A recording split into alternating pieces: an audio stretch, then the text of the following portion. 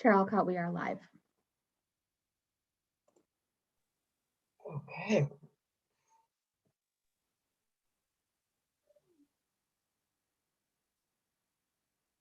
Okay, are we ready to start? I think that's what Sam indicated. So I'd like to call this meeting to order at 1 o'clock exactly, and welcome everyone to the hearing today. The meeting is being held electronically in accordance with Section 238 of the Municipal Act 2001. The procedures for the meeting are as per the town's procedural bylaw and the electronic meeting protocol during emergencies. I do believe we have quorum, so I'm confirming we have quorum. I'm not seeing Councillor Fitzgerald, but we do have quorum, so there we go. And with that, I do have a motion moved by Councillor Stone and seconded by Councillor Armour. It is recommended that the Planning Committee agenda dated April 14th, 2021 be hereby adopted as printed and circulated. All those in favor? That carries.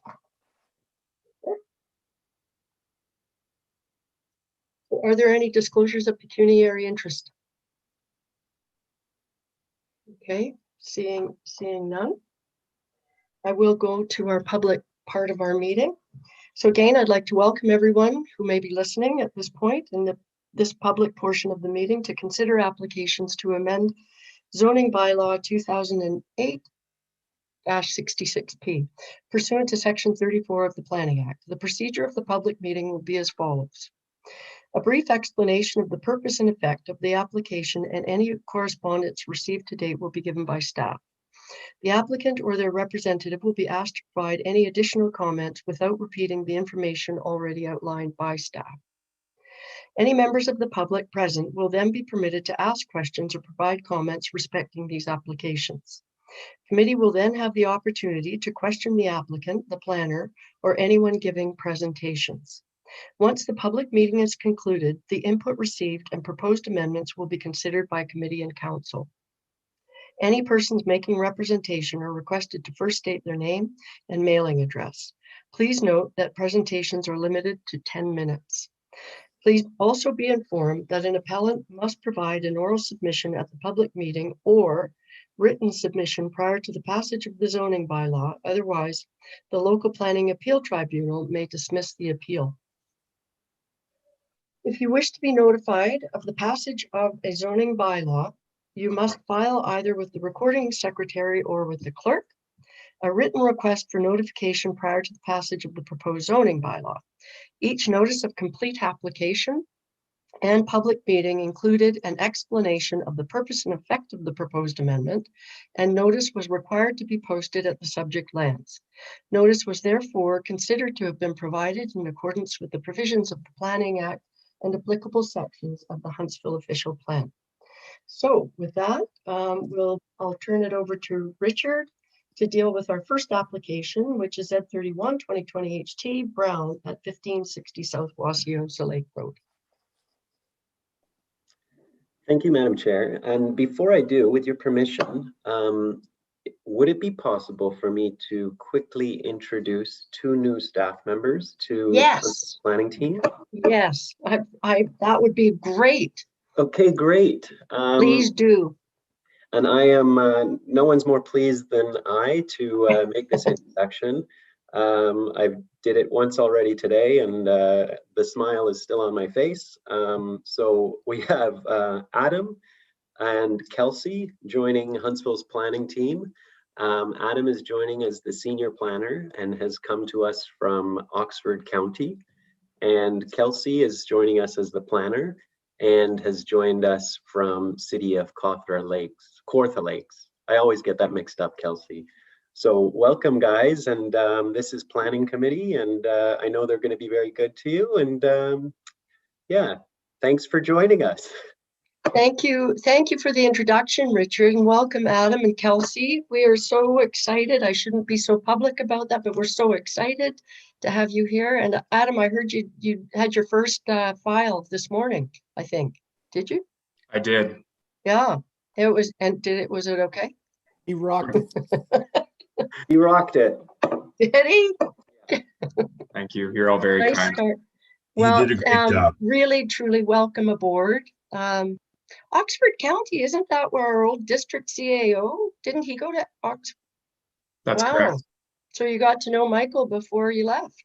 Briefly, and I briefly knew him when I had a short time at the district of Muskoka, being originally from Bracebridge. So Oh, right. we Okay. keep chasing each other all over the place. So, but now I'm at the town of Huntsville, and I'm thrilled.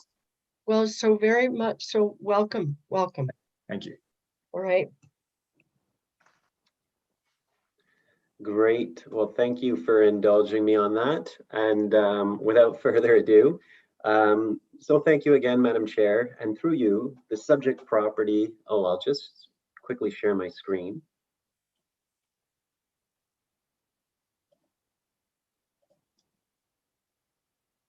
So I'm wondering if you could let me know if you can see that. Yes. Great. So the subject property is located at 1560 South Wasiosa Lake Road. Okay, just playing around with my settings here.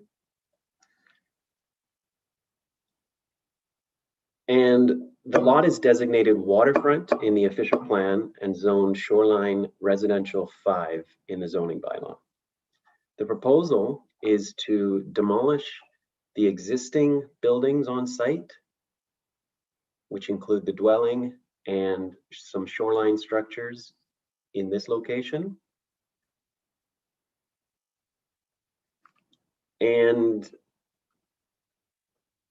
to construct, to keep the existing dock, which is 22.88 square meters, and to construct a new dwelling with an attached deck and garage with a size of 298.34 square meters.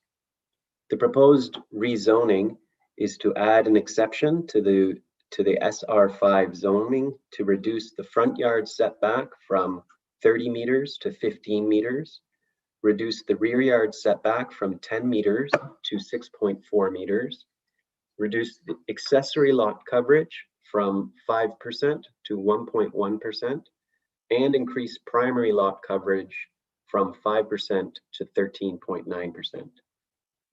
So this is the dwelling with attached garage. This is the former dwelling. You can see Ghost Inn on the site plan. And there was a shoreline, there were shoreline structures here and here being removed. As the property is located within the waterfront designation, waterfront character protection policies of the OP apply. Section C7 to 12 establishes guidelines intended to limit visual impact of development along the waterfront, noting that disturbance on lots should be minimized. These guidelines also promote development of buildings that are sited in the most appropriate areas of the lot, limited in terms of mass and coverage in relation to the size and frontage of the property, and designed in keeping with the character of the surrounding area. In this instance, the proposed development will be quite large in scale, but this mass will be sited further away from the shoreline than existing buildings and structures, and will be hidden from view behind a 15-meter wide shoreline buffer comprised of existing and newly established vegetated areas. The consolidation of buildings, as is proposed here, will also help with visual impacts by achieving a more compact development form. It should be noted that Lake Wasiosa is a cold water lake, and it contains lake trout habitat. According to policies in section B311 of the official plan, development other than permitted shoreline structures should be set back a minimum of 30 meters from cold water lakes, particularly those identified as containing lake trout habitat. However, in certain circumstances where it is justified, such as where a lot depth is insufficient for those site constraints, the official plan does allow for lesser setbacks provided no negative environmental impact or visual impacts are anticipated, and on-site phosphorus management and impact mitigation measures are implemented. As a condition of approval of a lesser setback, policies require proponents to implement compensating measures designed to sustain or enhance the integrity of the shoreline area. A scoped environmental study was prepared by Riverstone Environmental to examine this and other relevant official plan policies contained in Part B of our official plan. And the author of that report noted that the fish habitat in front of the property was more appropriately considered type 1 fish habitat. Prior to that, it was identified as type 2 fish habitat in Schedule C of our official plan. The Riverstone report recommends naturalization within 15 meters of the shoreline buffer, along with impact mitigation measures, and indicates these will result in an improvement over the existing condition, enhance aquatic and fish habitat, and support overall lake system health. Site plan control will be utilized to ensure that the recommendations of the scoped EIS are implemented as part of the development of the site. Some site photos to get an idea of the site today. The photo on the bottom left shows the general location of where the proposed dwelling will be located. And on the top right, the photo shows some of the shoreline structures, as well as the area of the shoreline that would be subject to revegetation.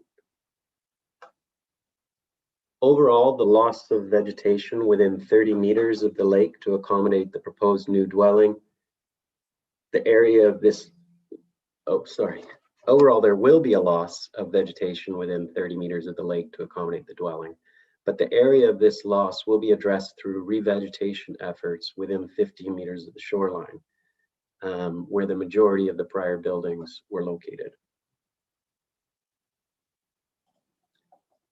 The application was circulated in accordance with the provisions of the Planning Act and to the Lake Wasiosa Residents Association. One objection letter was received and 7 letters of support were received. The objection letter received at the time of writing of the report indicated that there were concerns with the density of the proposed development. And since the writing of the report, a letter was received from the Lake Wasiosa Residents Association that also identified concerns with the excessive size of development, in their words, and talked about concerns with the visual impact and potential for a 2-story structure as opposed to a 1-story structure.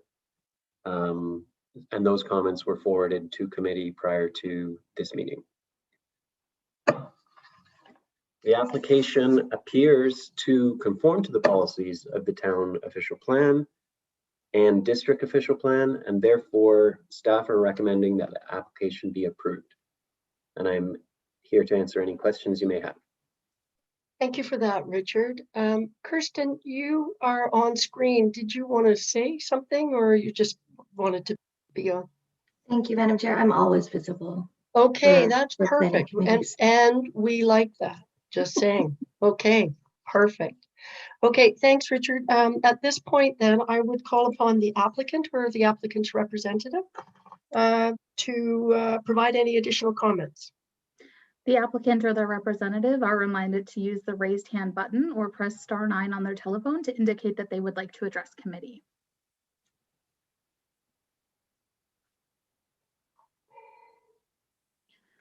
And Chair Alcott, I can confirm there is 1 hand raised, so I will now bring them into the meeting.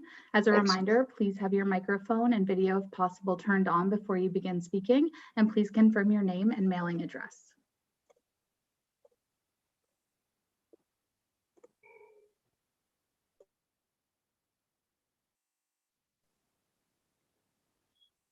Good afternoon, John Gallagher, representing the Browns, 24 Hibbard Road, Huntsville, P1H 1C9.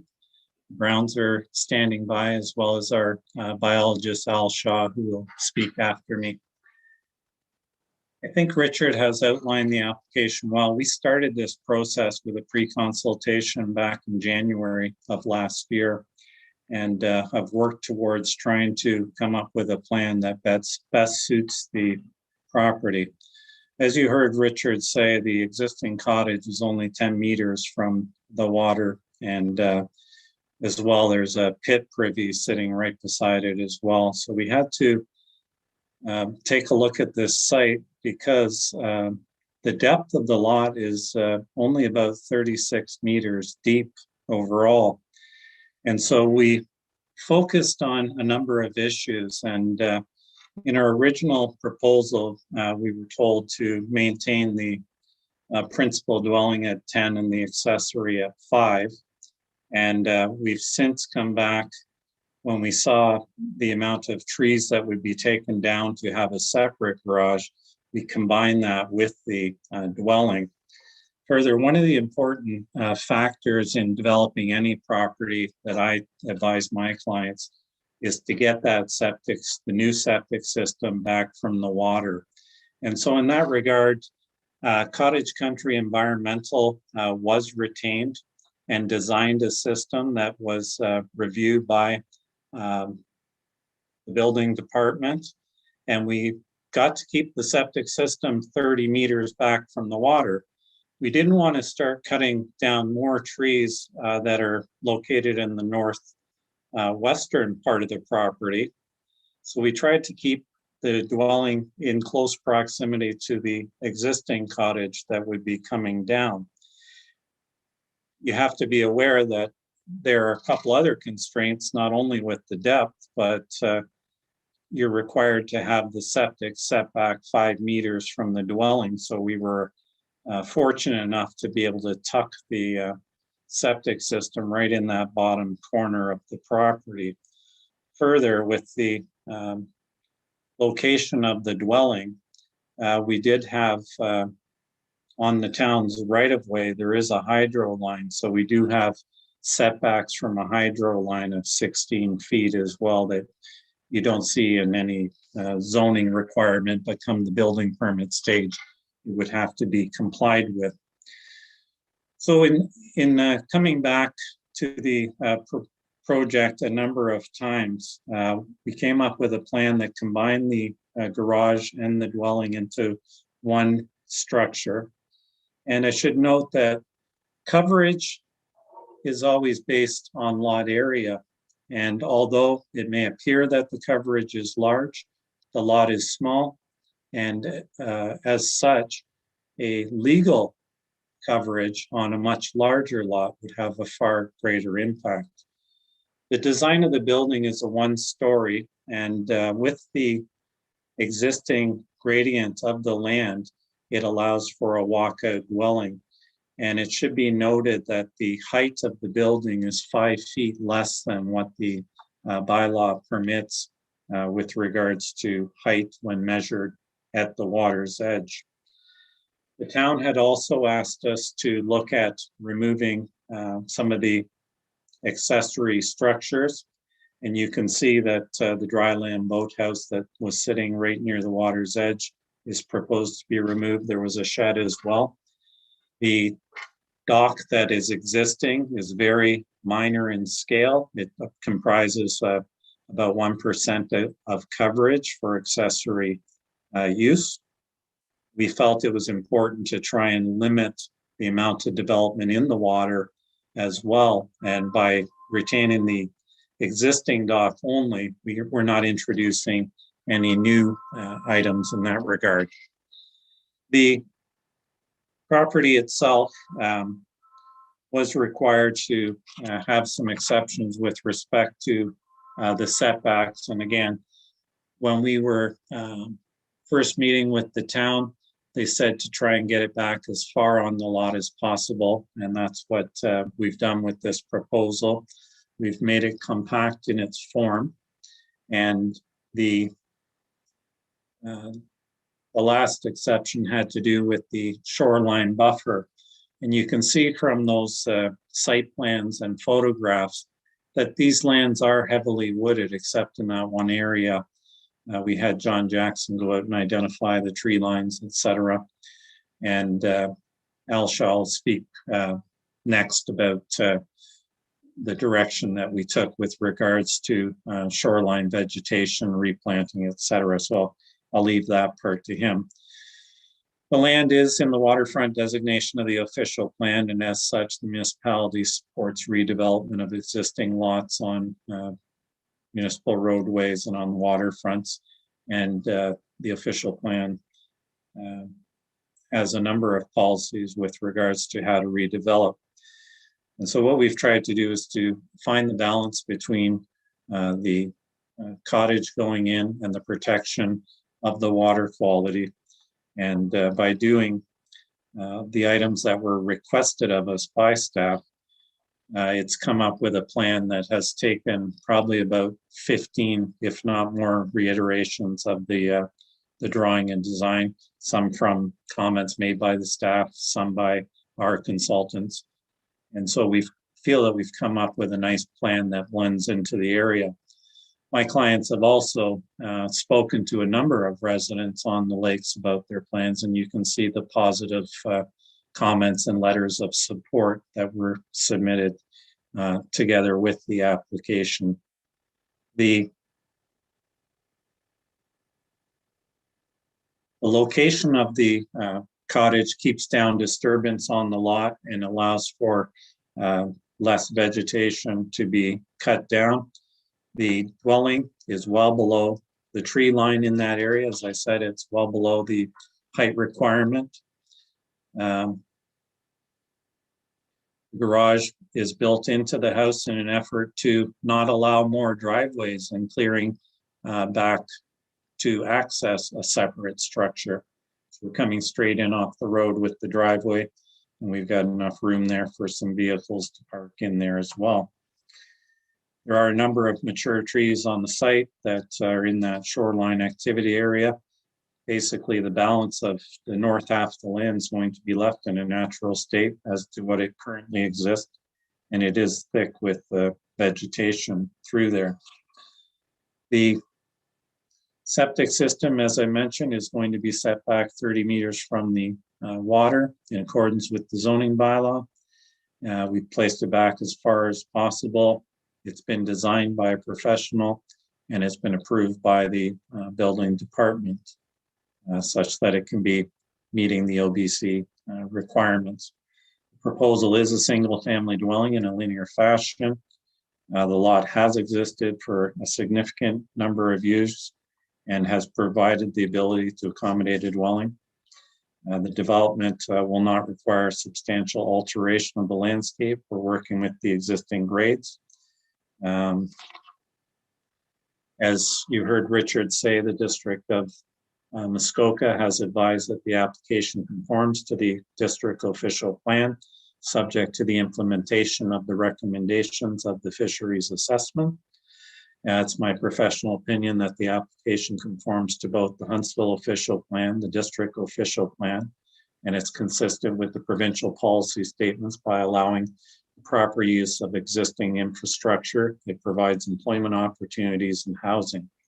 It also meets the servicing requirements of the plan, and it protects the environment by implementation of recommendations of the fisheries assessment. There are no flood hazards on the land. There are no natural or man-made constraints on the property. The new dwelling will meet the OBC requirement and the fire code in its construction, and it takes advantage of an existing lot that has been used for a significant amount of time. Again, we've tried to maintain the similar approach that has been used over the last few years with Huntsville in trying to keep the combined principal and accessory below 15%. We feel it's appropriate in that regard. And I feel that the application represents good planning. I'd be glad to answer any questions. I have asked Al Shaw to provide some comments given the nature of the application, and I believe the owners want to say a few words after Al, so I will mute myself now. Thank you. Thank you, John. Sam, are they there? You're on mute, Sam. I'm sorry, I fell victim to that. We all do. I guess this was my turn. I do see Al here, so I will move him into the group. The owners haven't put up their hands, so I suppose after Al's complete, we can revisit that.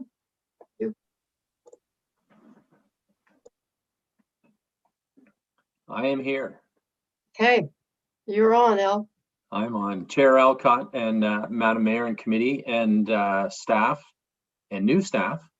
Thanks for the opportunity to speak today.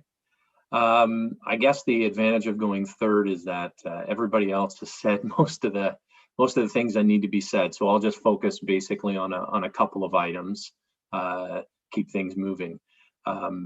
I was retained about a year ago to start on this, and have revised and gone back to the proposal a couple of times with the owner, with Mr. Gallagher, and also with Richard in the planning department there, just to make sure that everything was as good as it can be.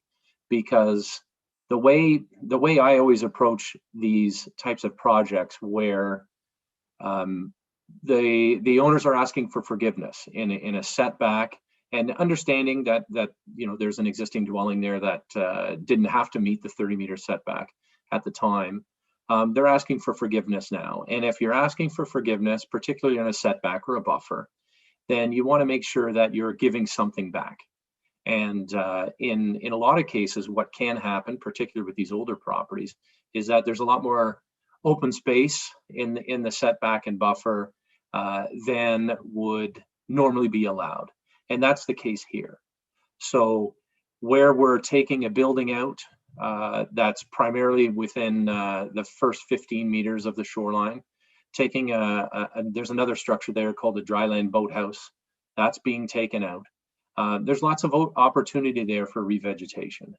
And that's what the policies now in the official plan say, as Richard talked about before, is where you are asking for that forgiveness and there's an opportunity, or there's a constraint because the lot really isn't that deep and can't support any sort of dwelling at all being located 30 meters back, then the policies would consider something closer, but by providing that benefit in exchange, really.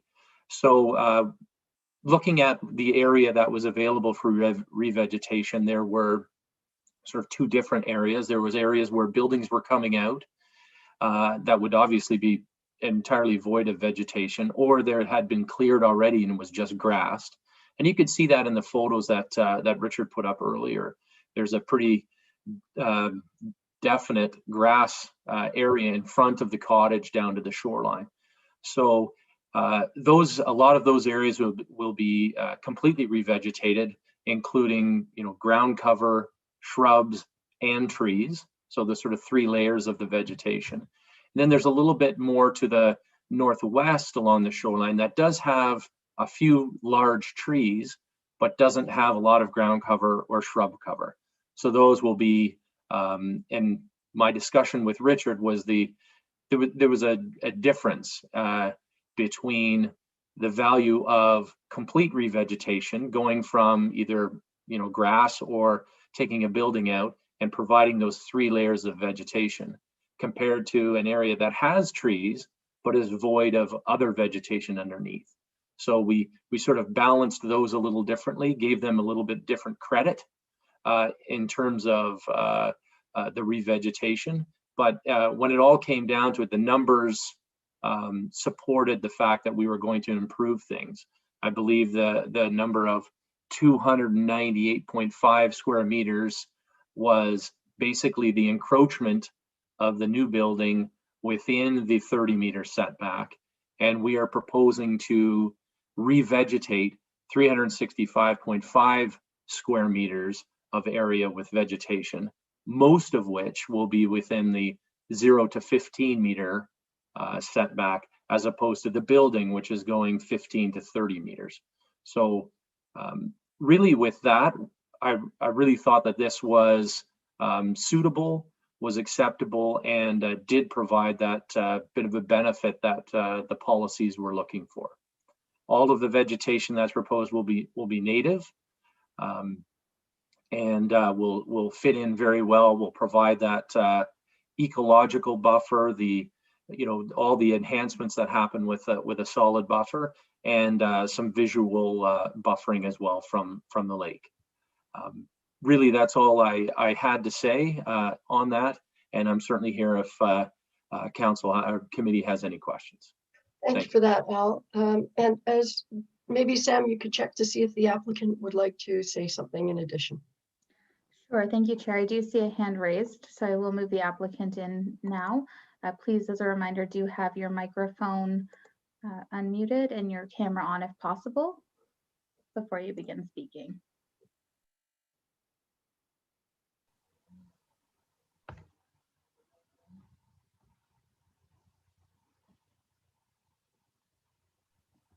Okay. Mr. Brown, I can see you. You look like you're ready. Yes, and thank you very much. I'm not very familiar with this format, so I'm getting a bit used to it. There you go. So my name is Robert Brown. I am the applicant, and my permanent address is 14 Springcrest Drive in Ottawa, Ontario. A bit of context and background as to why we're here and asking for permission to go ahead.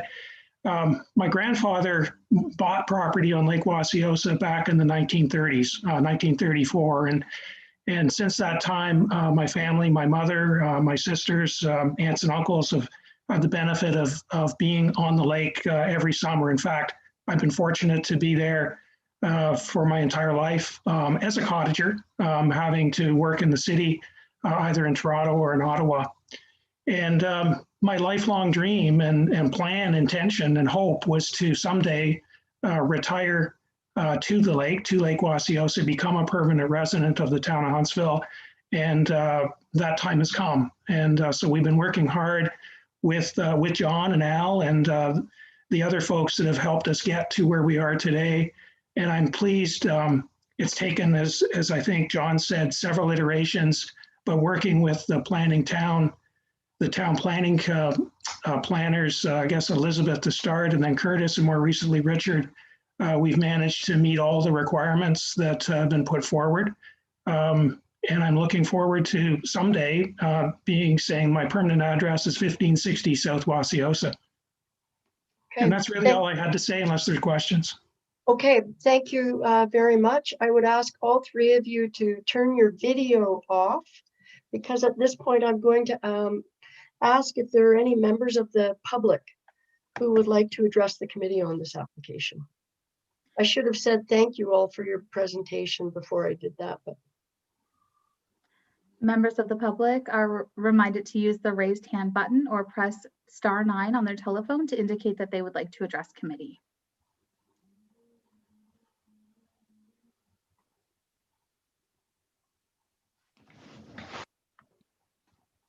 And Chair Alcott, I can confirm there are no hands raised. okay, thanks for that, Sam. That's great. So at this point, I am going to read the motion before I turn it over to committee for questions.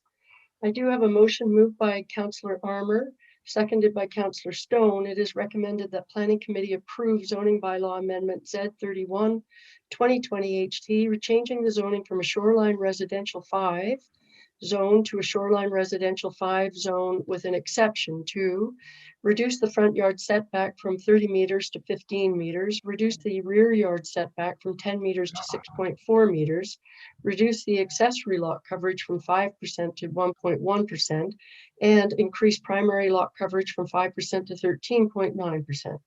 All to permit the construction of a new single detached residential dwelling with attached garage and deck.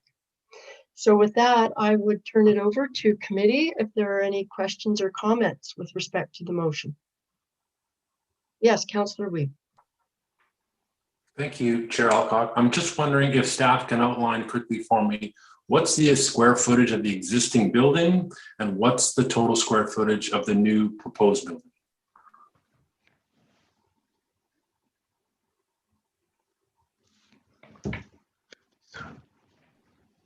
Thank you. Yes, I believe I have those numbers. So through you, Madam Chair, there is a page in the environmental impact study dedicated to this, because it was what Al was referring to, that kind of accounting that was done to figure out how much area was being removed in the 30-meter zone. So in terms of the area to be removed, it is a total of 110.2 square meters. And I believe we're also asking about the new. The proposed development would be 298.5 square meters. And then in terms of revegetation. Councillor Reid? No, sorry, I think maybe the question's misunderstood. The square footage of the existing dwelling versus the square footage of the proposed new dwelling. So just building size. I also have that. So the existing dwelling, well, maybe I don't have that. Maybe I would ask if the proponent's agent has that. John, are you still with us? Yes, I'm still here. Do you have the answer? I don't know if I have an answer. Robert could probably answer that. It is a old small cottage that has been there for years, so it wasn't a year-round dwelling. Perhaps even an approximate, to answer Councillor Weed's question, an approximate would be good, right? I think. Let's see if I've got the survey here, if it says it right on the survey. Yeah, so maybe I can address that. The existing frame structure that's there today, I think it was built in the late 1950s, was 57 square meters. And the boathouse was about 16 square meters. And the deck attached was 17.5 meters. That's right, on the front of the existing I building. found it now, yes. Yeah. Now the new structure, the living space, I guess it's quoted on the numbers that Richard was putting out. The living area is 186 square meters. And the deck is 32 square meters. So one, can I just interrupt there? One item there was when we joined the garage to the house portion with the deck does not exceed 10%. The garage portion attached to the house and the dock does not exceed 5%. So that's sort of the rationale on the pulling the garage into the house versus having a separate accessory structure that would meet the requirement there. Okay. Councillor Weed, you're good? Are there any other questions or comments with respect to, yes, Councillor Stone? Can I have Richard just confirm that no accessory structures besides the small dock will be allowed? Is that correct going forward? Well, one of the provisions that will be attached to the exception will be that the accessory lot coverage will be reduced from 5% to 1.1%, and 1.1% represents the exact size of the dock. So that is correct by virtue of the fact that they're using the 1.1% for the dock. Thanks. Okay, are there any other? Yes, Mayor Terziano, followed by Councillor Armour. Thank you, Madam Chair. Just following up with Councillor Weeb's question. So actually the living space of the dwelling is more than tripling. It's nearly quadrupling. Is that correct? 57 square meters to 186, then that's basically your living space. Who would like to respond to that? Robert, I guess, Mr. Yeah. Brown. Yeah, just turning things back on there. I will respond to that. So you're correct. If you multiply 57 times 3, you get to the 170 something. And so you're approximately correct. It's about 3 times the size. So the existing building is a cottage that was built 60 years ago, and we're building a permanent home on 1 floor that we hope to live in for the rest of our lives. So the new building is got a couple of modest-sized bedrooms, one with an ensuite, a main bathroom, a combined living area, dining area, and kitchen, and the rest is made up with utility space and hallways, like a laundry room. Get there. Can I just add on there, Robert, and to the councillors or to the mayor's question there? The one-story frame dwelling only represents 2.6% coverage of the whole lot. So it is a undersized place that was there to start with, is I guess my point. Okay. Thank you. Mayor Terziano, follow up, or are you good? Okay, Councillor Armour. Thank you, Chair. I'm just curious about the garage area. Is that a 2-car garage? And if so, will you be widening the driveway area to access the building? Correct. It's a 3-car garage, and the current driveway is located where the septic system is going. And so it's directly out onto the road in that section there.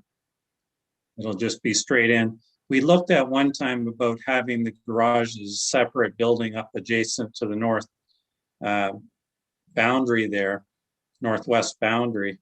But again, it would have resulted in more clearing and more gravel areas. So we felt it'd be appropriate just to come straight in off the road and try not to cut down any more trees than we have to.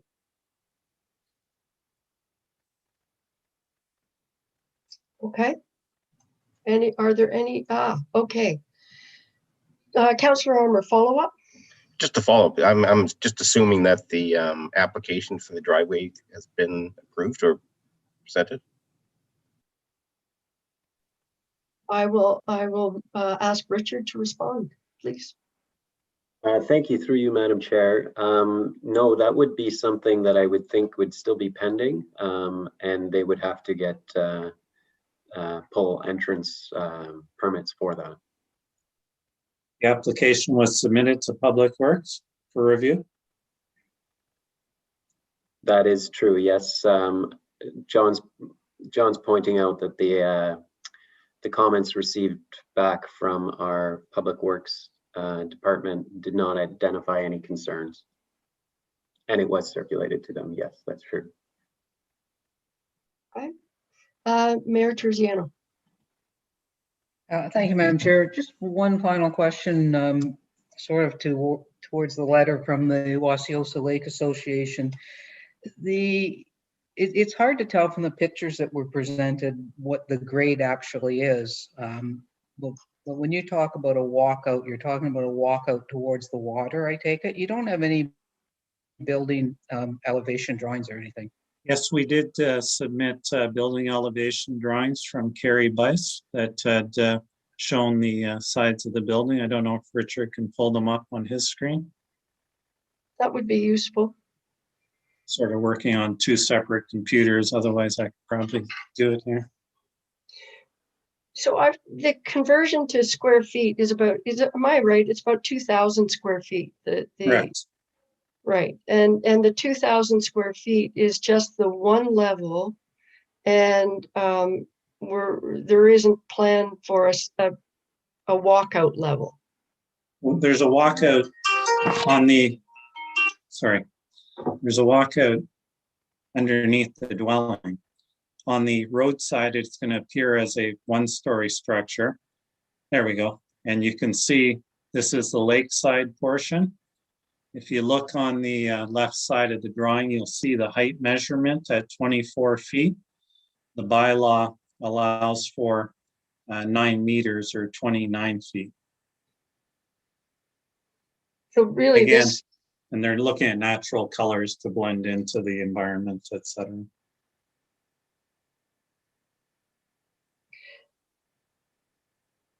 if it is that's the walkout, but that's a whole other level. So really it's almost doubling the size of the cottage, right? The house.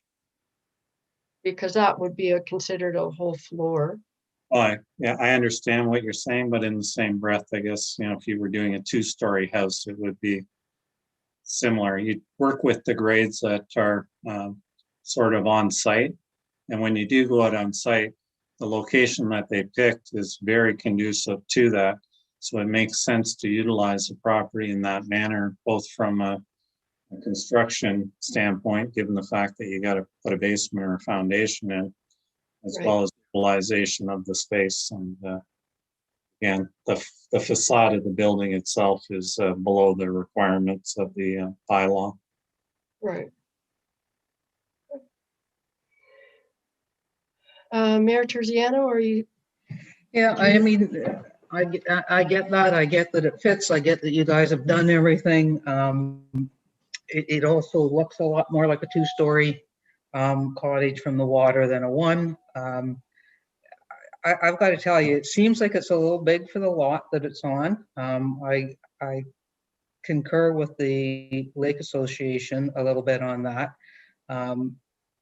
If somebody had bought this lot and came to us to put that building on it, I would not approve it. I understand that you've inherited a lot, or it's been a family lot, and you're replacing a cottage from years ago with something to live in permanently, and I get that, and I guess I can understand that, but I really do think that it's a little bit big for the lot. Just a comment. I noticed Councillor Weeb had his hand up. Thank you, Mayor, Deputy Mayor Alcott. I concur with those statements from the Rapier Association. I think that it's, I think you've got a small lot and you need to size it more appropriately. I think the original cottage is small, but I also think that that's probably seemed appropriate at the time. I'm not expecting anyone to build a 57 square meter piece there, but I concur with those comments. I think it's overbuilt. I think you've got limitations there, and I think you need to work more within those limitations. I don't think a 3-car garage is a minimum requirement. So I think it's overbuilt. Can I try to address a couple of those concerns, if I might? Yes. The idea on the floor space is to have what we need on one floor and not introduce stairs to go up and down. Reason for that is we're getting older, and as we age, we don't want to be having to use stairs to go to a second floor. That's the reason for getting the living space on one floor, not with the intention of living in the basement and on the second floor or the ground floor. As for the 3-car garage, that dryland boathouse that we're removing, guess what's in it? A boat. And so I need a place for the boat, and we have 2 cars. So along with all of the other stuff like snow blowers and bicycles and things like that, I think the 3-car spot is actually what's required. After being in the area for many years, my whole life, I've come to appreciate the value of closed-in covered space, particularly in the winter when you get a lot of snowfall, but also in the summer when you've got pine needles and pine tar and stuff dripping down from the trees. So that's the rationale. Thank you for that. I have a quick question. It seems to me in the Lake Wasiosa Lake Association letter, they reference the fact that if committee were to approve it, that they would ask that, I think, did they ask 0 accessory structures to be included? And in this application, the accessory structure is the dock. Is that right? That's correct. And that makes 1.1% of coverage, that accessory. And it's a small dock. And it's a small dock. So it almost sounds to me, again, I realize this was the Lake Association's Plan B, but they did say if you were to approve it, there shouldn't be any accessory structures. And if I have that correctly, this plan almost does that. Is that a correct statement, Richard? What I read, and maybe I assumed too much, thank you for the question, but what I had assumed is what they were talking about is no other accessory structures. And what I had assumed is that it was not going to be a concern because as part of this application, we were reducing the accessory lot coverage to such an extent that we would preclude any other buildings in the shoreline. So that's what I thought when I read it, but admittedly it could be open to interpretation. And maybe they are saying that the dock shouldn't be there, but it's hard for me to make that leap. I'm not sure what they meant. Okay. John? Just they had also mentioned in there about not being able to rent it out, which would fall under a totally different bylaw for the town, and it's not my client's intent to do that. So I just want to put that on the record. Right. Okay. Thank you. All right. I have read the motion, and unless I have another motion to do something else with this application, I think I am going to call the question. All those in favor? And that carries. Thank you. Thank you, gentlemen, for your presentation. And at this point, Sam will say goodbye. I'm supposed to say something else, but I've forgotten what it is. Thank you. Thank you. Okay, at this point, I will ask Sam, or no, I will ask Richard to speak to our second item, second application. And that's Z05-2021 1901364 Ontario Inc. Campus Trails. Yes, thank you, Madam Chair. Through you, I'll just share my screen.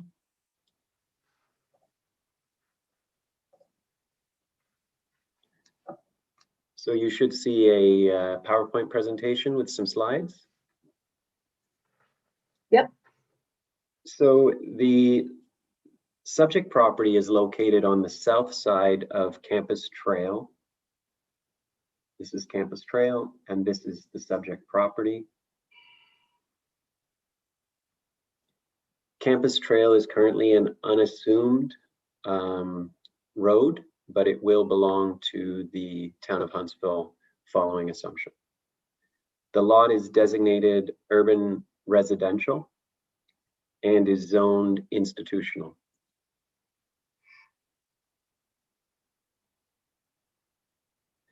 The proposal is to construct 3 4-story multiple residential buildings in 3 individual phases with 38 units in each building for a total of 114 units.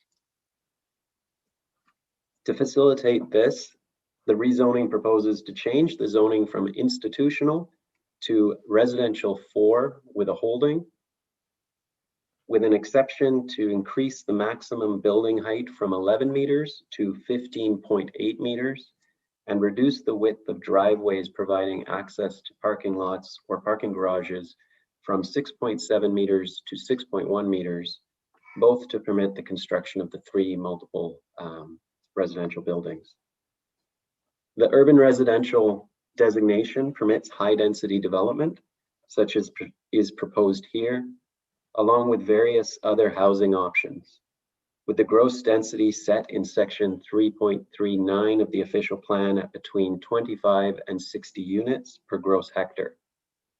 Given that the subject lands are approximately 2.01 hectares, the property can accommodate the proposed 114 unit high density development without exceeding maximum permitted density.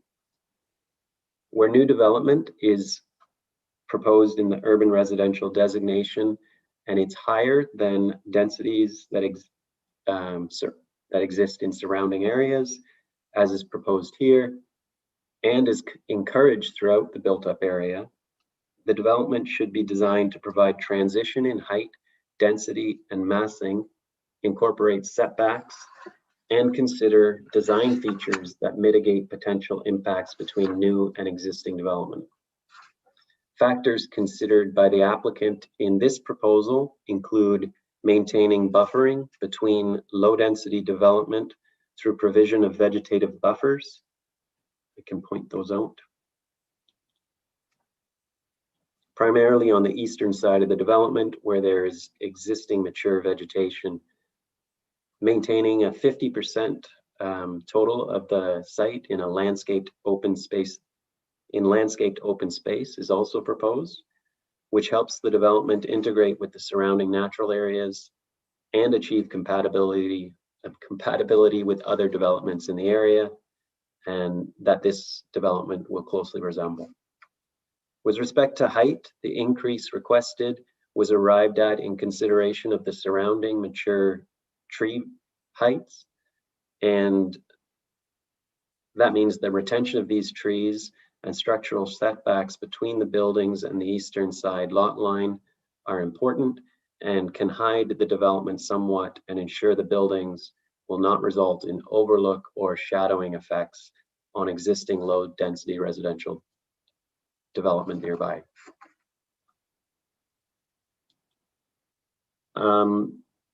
This is an elevation drawing that shows the height of the building with the maximum 15.8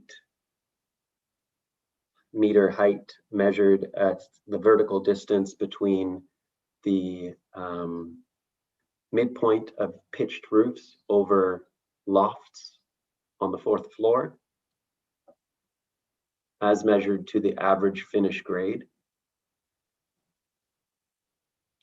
And this is a side view of the building showing those pitched roofs, which are associated with lofts for some of the units on the 4th floor. And also shown on this slide is the existing TOM development, also by this applicant, which was granted a height increase from 11 meters to 13 meters. So there's a 2.8 meter difference being requested in this instance.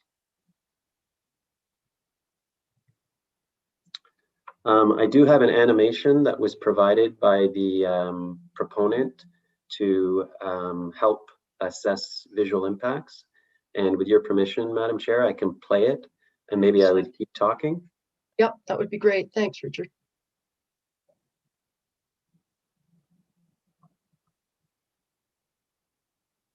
So as the property is on a prominent height of land, policies of the official plan contained in section C3.2.10 apply, requiring that development not adversely affect the natural appearance of the slope on which the property is situated. This was considered by the applicant in this 3D modeling exercise. The animation is available for viewing, as you're seeing now, and it shows, and I attached screenshots from it in the report. The modeling illustrates that with retention of large maple trees on site, which can range in height at maturity of between 21.3 and 30.4 meters, the buildings appear to be integrated within the wooded slopes of the site. The building themselves may be visible when viewed from a distance at certain angles, but due to the terrain of the slope to the west, so behind the development, setbacks from the eastern property line on the proposed tree retention on site, the ridge line does not appear to be broken by the development, and the natural appearance of this slope would appear to be maintained.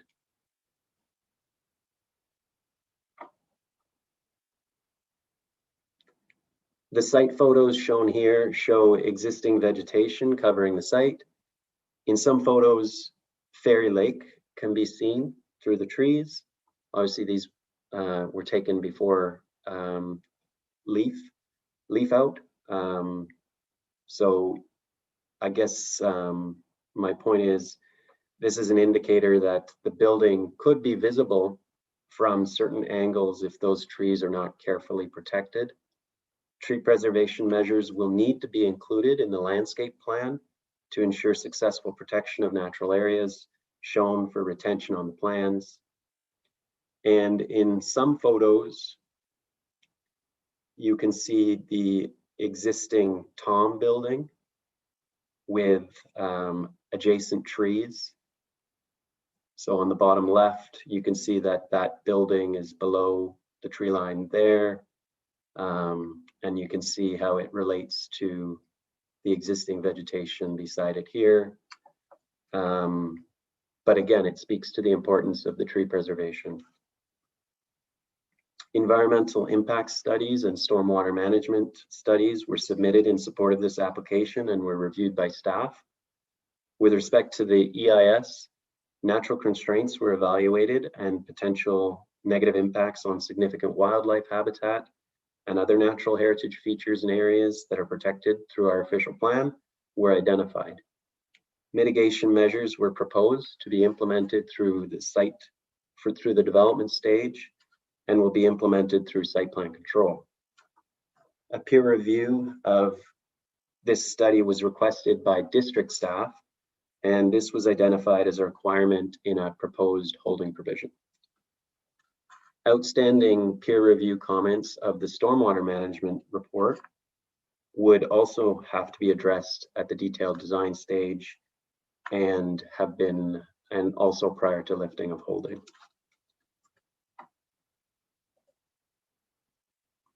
The application was circulated in accordance with the Planning Act, and no written comments were received at the time of writing of the report.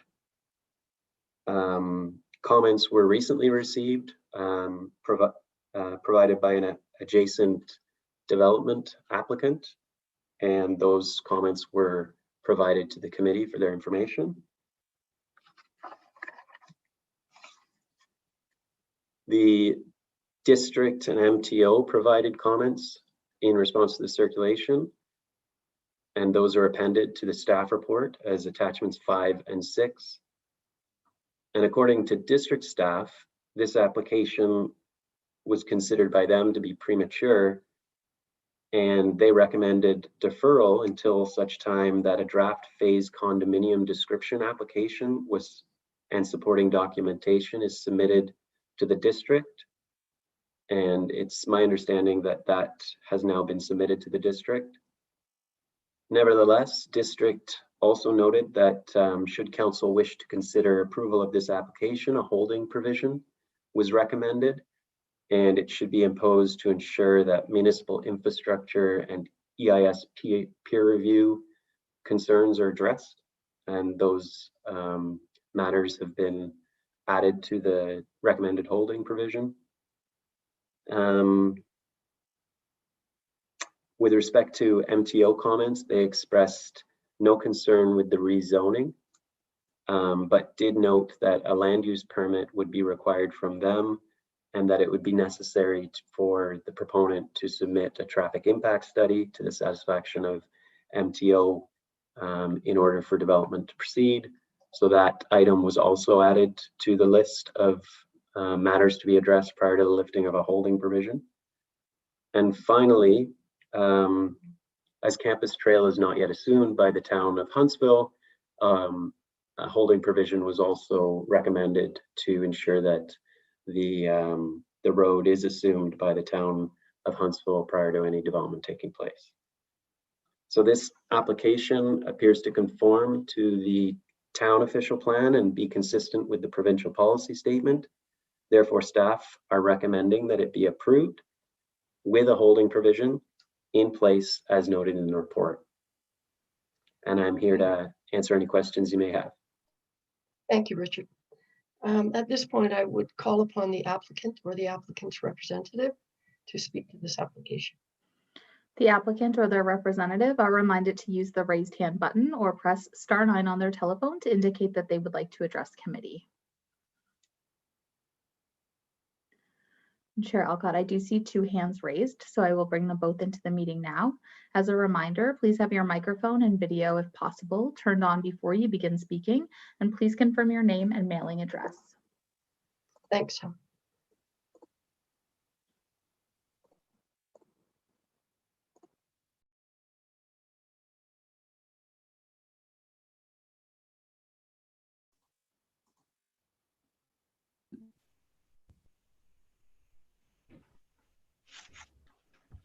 Good afternoon. Good afternoon. Hi, thank you. My name is Josh Morgan. I'm a land use planning consultant based in Aurelia. My mailing address is Post Office Box 834, Aurelia, Ontario, L3B6K8. And I'm here today representing the applicant. And I see he's just appeared on our screens, Pat Dubé. I'll let Pat introduce himself. Thank you, Josh. And Chair Alcock, Mayor Terziano, staff, and members of committee, thank you for allowing us to present today. So I just want to say a few things about the development to start off, and then I will let Josh continue. But I want to talk about the vision of Campus Trail. And I think it's important to convey what we're trying to do here. And essentially, I think a lot of you already are aware of the project, but what we are trying to do is construct a community of residential offerings on 32 acres, built within a wellness environment where services are fully integrated, a campus of care, if you will, where people are connected, feel safe, and have the convenience of health services as part of their community, at their doorstep or even within their building. So our goal to achieve this has been to do it without an institutional feel. So rather, we're trying to build and keep the environment that we love about Huntsville within this community. And so that means retaining trees, creating trails, interesting topography, and making sure that the built form of our buildings blends well with nature. So to date, Campus Trail has seen the construction of the road, and the road will be assumed by the town of Huntsville as soon as the asphalt plants open. We are in line with our provider, and we're looking forward to that. I know it's been a big issue, so we're looking forward to that early this spring. Further on the Campus Trail project, we've opened the first medical building, and it is a busy place. There's people coming and going, seeing their doctors, going to the pharmacy, going to the physiotherapist. We've also started construction on a second medical building, which will further retain services in the area and within the community. You've seen pictures of the Tom. The Tom is a sold out condominium. It has occupancy at the end of June. We're very excited about that. And also it has Fairburn, and Fairburn's a long story, and it's very interesting, and we're very happy with the progress we've made with dealing with district on that. I'm excited about the possibilities of Fairburn being on this property, and they are going to be at the west end of this 32 acres, which allows us all kinds of opportunities between where we are at the east end and the west end, where Fairburn will eventually be. So that brings me to this application, which is the next phase of Campus Trail, which includes 3 buildings. We're very excited about, because we think we're onto something that's really turning out great for our community. There's a need for this product in the market, and with the absorption of the Tom building, we thought it was wise to add a floor to the building. Firstly, it helps the architecture of the building. I deliberately showed a picture of the Tom, which I feel has a lot of length for its height, and adding a floor makes the ratio of the geometry of the building a little bit more appealing, in my opinion. So we're adding a 4th floor. We're requesting permission to add a 4th floor to what is the Tom today. But to do that and reduce the impact of height, we're drawing the top walls into the building. And so by doing that, we're creating an offset with the verticality of the building to try and decrease the impact of height.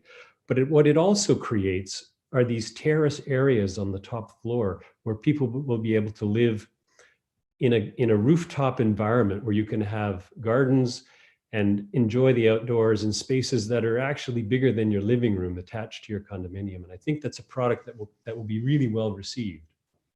But obviously in doing that, making the floor plan a little smaller, some of the units needed a little extra space. And so we think it's an innovative idea to add a loft to the top floor of a condominium. So on the 2 ends of the building, we've lifted the roof, as you've seen it in the diagram, to create these loft areas within the condominium. So looking for a bit of a modern industrial feel. There'll be spaces that are not demised. There's spaces that could be studios, a 2nd bedroom, an office. We want to open with glass railings so you can see below. So I think those are things that we think we're bringing to the market that's different than what is out there currently, and we think it'll be really absorbed. And obviously we need a little bit of help with our height to make that happen. So we've made a request to increase our height from what was 13 meters at the top to 15.8 here. So if you look at the site plan for this next phase, we've included some outdoor amenities in the space. So we've got a pickleball court, which I think is interesting for the folks that will live here. We've got a greenhouse, we have gardens, we have a little fire pit. So we're encouraging the communal living of this condominium, but drawing people outside with these rooftop terraces and these facilities outside. So we're happy to bring this to you. We hope you support it. Respectfully, we think the project is going really well. I think there's need for the product. We're conscious of what we're doing. We're trying to maintain the tree buffers that we've talked about. I've looked at this property at distance. I've looked at it from Highway 60. I've looked at it from the edge of Fairy Lake. I don't really see this property from any vantage, because every time you look at it, you're looking up at the hill, and there is a lot of vegetation between where you are and where the project is.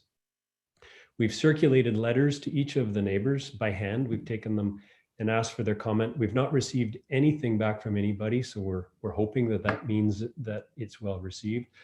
I was circulated a copy of the letter from an adjacent developer, and I'm obviously open and able to talk about that if you wish. But we're here just respectfully asking for your consideration for this, and we want to continue with what we're doing. And that's all I have to say. Thank you. I'll turn it over to Josh, if I would. Okay, thank you, Pat. Thank you, through Chair Alcock. I'll be fairly brief. I'm sure there'll be plenty of questions, and we can get through some of the details through the question and answer period. I just think it's important to kind of like bring to the context of the conversation that the property is designated, as Richard mentioned, urban residential, but it's zoned institutional. So, you know, we're here today to talk about a zoning bylaw amendment application, and that zoning bylaw amendment application would actually bring the property into conformity with the official plan, right? The official plan's directing that these lands be developed residentially, and this zoning bylaw amendment is needed in order to take advantage of the direction provided in the official plan. So from a big picture perspective, it's a conformity exercise. And through that exercise, as Pat mentioned, as Richard mentioned, we're seeking to establish a height of 15.8 meters, which is 2.8 meters higher than the Tom building, or 10 feet, basically.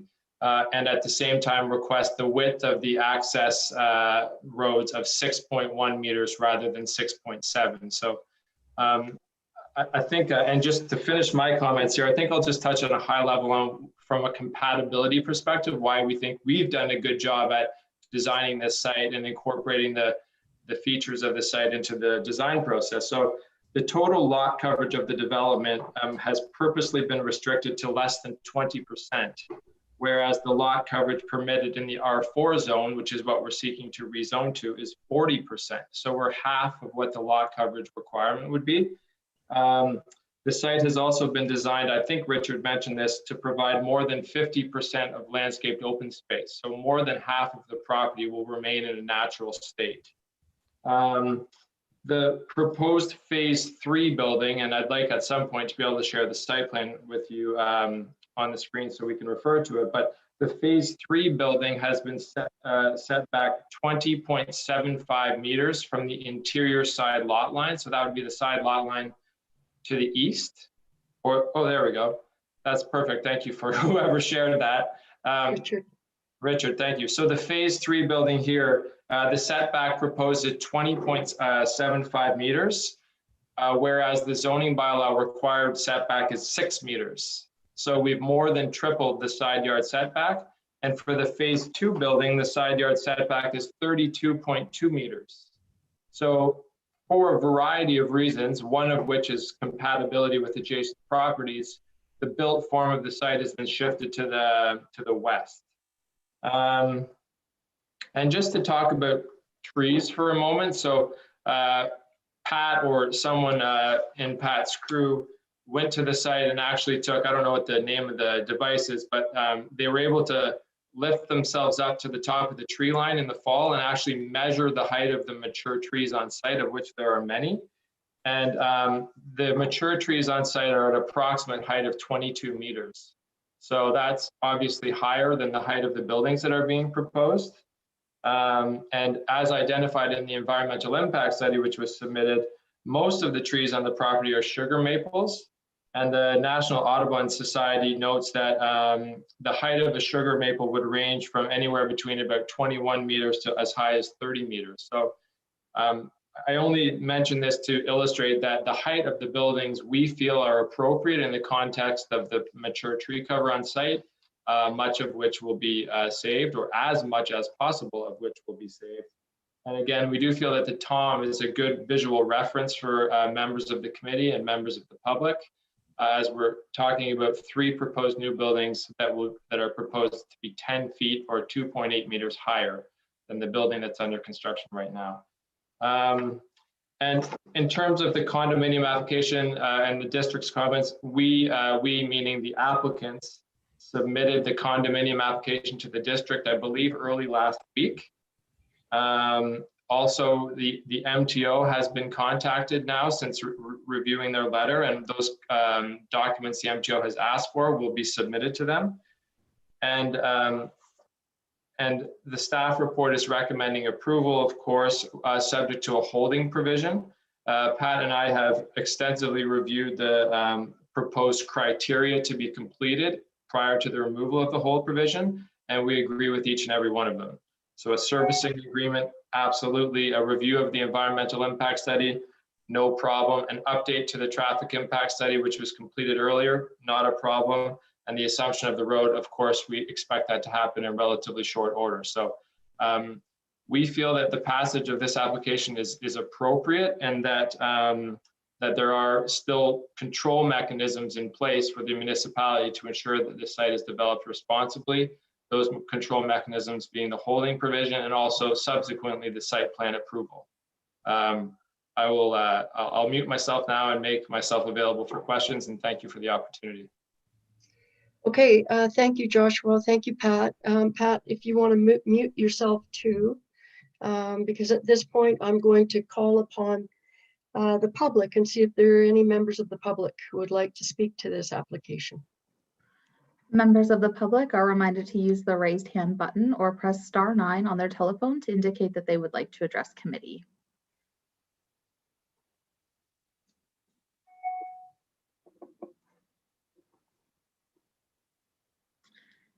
Chair Alcott, I can confirm there is one hand raised, so I will bring them into the meeting now. As a reminder, please have your microphone and video, if possible, turned on, and confirm your full name and mailing address before you begin your comments.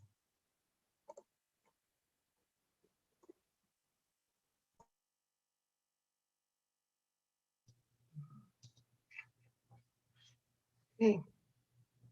I see you there, Wayne. Thank you, Madam Chair.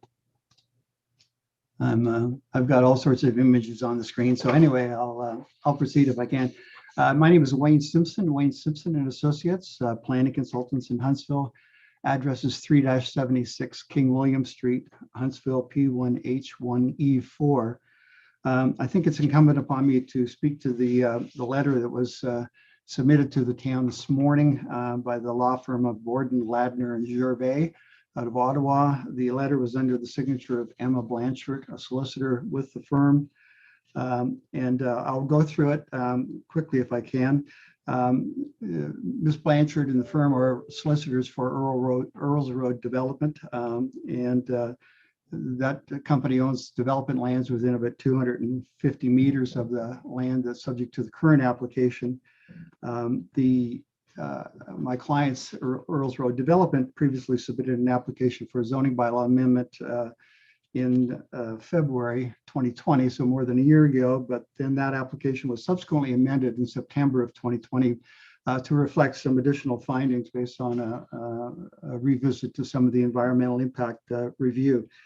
The recommendation put forward by the law firm is that the planning committee defer on the application that's before it today. The basis of that are a few to say.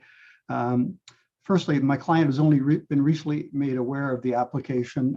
There was no written notice sent to them or no correspondence from the applicant or to our knowledge, it came to the attention through the town's practice of publishing notice in the local newspaper. So I was able to apprise them of this application. The solicitor, Emma Blanchard, points out that going back to the matter, when this matter of the development of the north end of Huntsville was under discussion in more than a year ago now, and I guess in December of 2019, there was a proposal that there be a secondary plan for the area and that there would be an interim control bylaw. The town did not agree to pursue the secondary plan, as we know, and neither did it agree to pass an interim control bylaw, but it did direct staff to engage the developers in the area and have them work collaboratively to address the identified concerns. Those concerns included traffic and most notably the issues of sewer and water services and the constraints facing the north end of town. The collaboration, the effort to bring collaborative work together of the developers was to be led by the town staff, and that has not happened. My client's concerned that there seems to be an inconsistent, that the current application is being handled inconsistent to the direction that was provided to staff. My clients are concerned that the approval of the present application may have significant impacts on the development proposal for the 100 acres that are proposed for the subdivision and zoning on the north side of Earls Road. The request to defer is also consistent with the recommendation of the district who have suggested deferral to allow further discussion to look at the number of outstanding requirements and additional processes, such as in the letter provided by the district on March 30th, 2020. The solicitor also would like to emphasize that the approval of this bylaw would be inconsistent with the town's treatment of the Earls Road development project. She has described it as a concerning matter and is disappointed with the seemingly preferential treatment afforded the present project in front of committee, pointing out that the present application was reviewed and recommended for approval within 9 weeks of it being submitted. And town has recommended the application be approved with a holding provision to address outstanding matters. These same matters were matters that had to be addressed by my client in order to have their application deemed complete. So the town's hasty review and recommendations with respect to the subject application are in stark contrast to the slow and piecemeal response to our client's application, read verbatim from the letter from Ms. Blanchard. Like the proposal contemplated by Earls Road development, the subject development is proposed to be on municipal sewer and water services, and the town and district have raised concerns with the servicing capacity in the area, and any development approvals in the area will impact servicing capacity allocation to other landowners. Whereas the town has refused to process the Earls Road zoning application, at least in part, on the basis of it there being outstanding concerns with respect to servicing allocation and financial obligations for required infrastructure improvements, those being financial requirements to contribute to infrastructure improvements on municipal works, district works that are not on the development site itself. The town is recommending that the subject application be approved, even though there are similar concerns. And again, we're recommending that, and those matters are to be addressed through the process of having the holding designation removed. We agree that the use of a holding designation is appropriate, and this is the same means that we were proposing for the Earls Road development, so that development could likewise be secure approval and be phased and implemented through phases. So in summary, we would like to say that Earls Road development and its ability to develop its lands and the development of this property and others in the area should be coordinated between the developers and by the municipalities. And we again ask that the town defer to allow, again, time for the staff to orchestrate meetings with the affected landowners so that there could really be a collaborative approach in the North Urban area to ensure that everybody's development rights and expectations are met. And so I appreciate the opportunity to speak to committee and Madam Mayor and committee members this afternoon, and hope that the committee might recommend deferral of the application pending further discussion with the stakeholders in the area. Thank you very much. Okay, thank you, Mr. Simpson, for your comments. And before we send you back, I will ask if there's anyone else from the public. I will ask if there are any questions from committee at this point of Mr. Simpson. Just one quick one, if I may, and that is your applicant. This is the same applicant that is currently at the local planning appeal tribunal, right? Yes, Madam Chair.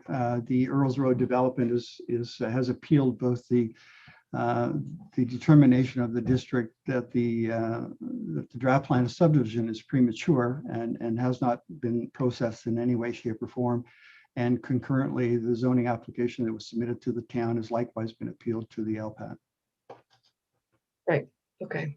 So that's the status of that particular application. It is now in the arms of the LPAT.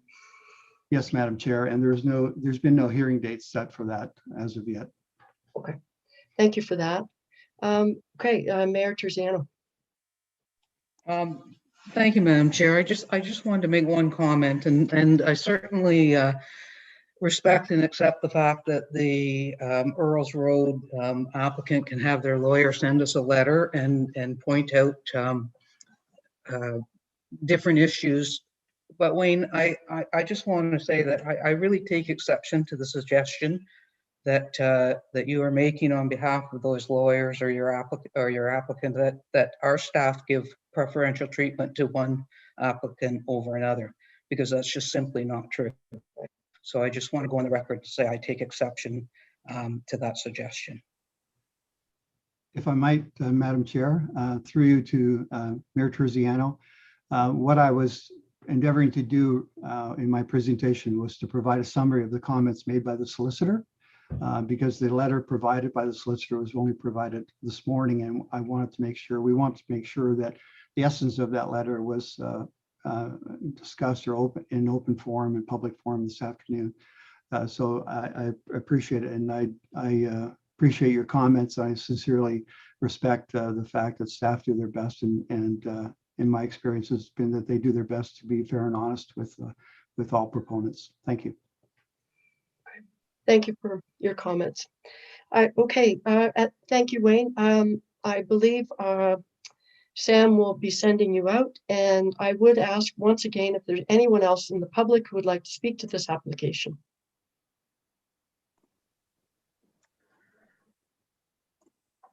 Members of the public are reminded to use the raised hand button or press *9 on their telephone to indicate that they would like to address committee.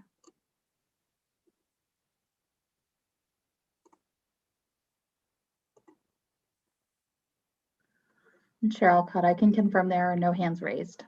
Thank you for that, Sam. So at this point, I will turn it, maybe what I'll do is, we have a lengthy resolution, and if I could ask Julie to put that resolution on the screen, and I won't read it, but I will mention that it has been moved by Councillor Fitzgerald, seconded by Councillor Weed.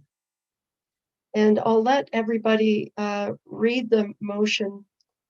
I'll read the first paragraph because and I don't need to read the whole thing because it's identical to the motion that was included in the recommendation included in our package, in our public package. but it was recommended the Planning Committee approve zoning bylaw amendment said 05/2021 HG, changing the zoning from an institutional zone to a residential foreholding zone with an exception to increase the maximum building height from 11 meters to 15.8 meters and reduce the width of driveways, providing access to parking lots or parking garages from 6.7 meters to 6.1 meters, both to permit the construction of 3 multiple residential buildings. And the rest is the reference to the holding provisions as it was in our package. I'll give everybody a second to read that. Okay, you've read it. Okay, at that point, I will find out. I'm turning it over to committee. Are there any questions from committee with respect to this application? Yes, Mayor Terziano. I have a couple, if I might. I guess the first one is that resolution then that was prepared and was in our package, that covers off the district requirement for the holding symbol, right? That wasn't something that came after. Richard? Thank you. Good question. Through you, Madam Chair. The holding provision was drafted with the district's comments in mind and was tailored to address the items that they felt were important. Okay. Thank you for that. And the second question probably is through to Pat. Pat, can you tell me a little bit more about the loft and this, you were going roofs. Is this interior space, or were you talking about rooftop common space? Thank you, Mayor. Those spaces are within a condominium unit. So what we're trying to do is have a loft space. So we're basically just lifting what would have been the roof. If it had been flat, there wouldn't have been a room. So we're lifting one portion of the roof a little bit to allow a loft area within that space. So you don't access the loft from the roof, you access it from inside your unit. It's simply a small set of stairs going up to an area that's raised above the living area of what is below your condominium. So if I might, they would only belong to the top floor units.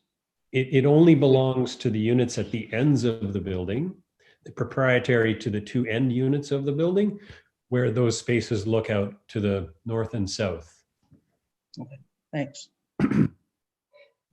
I know there are other questions, but just because it's a bit of a follow-up to that, I had the same question. So there isn't, Pat, in your presentation, it seemed like there was some common rooftop area or green space on the building outside. Is that true, or it's not on the top floor then, what you're saying?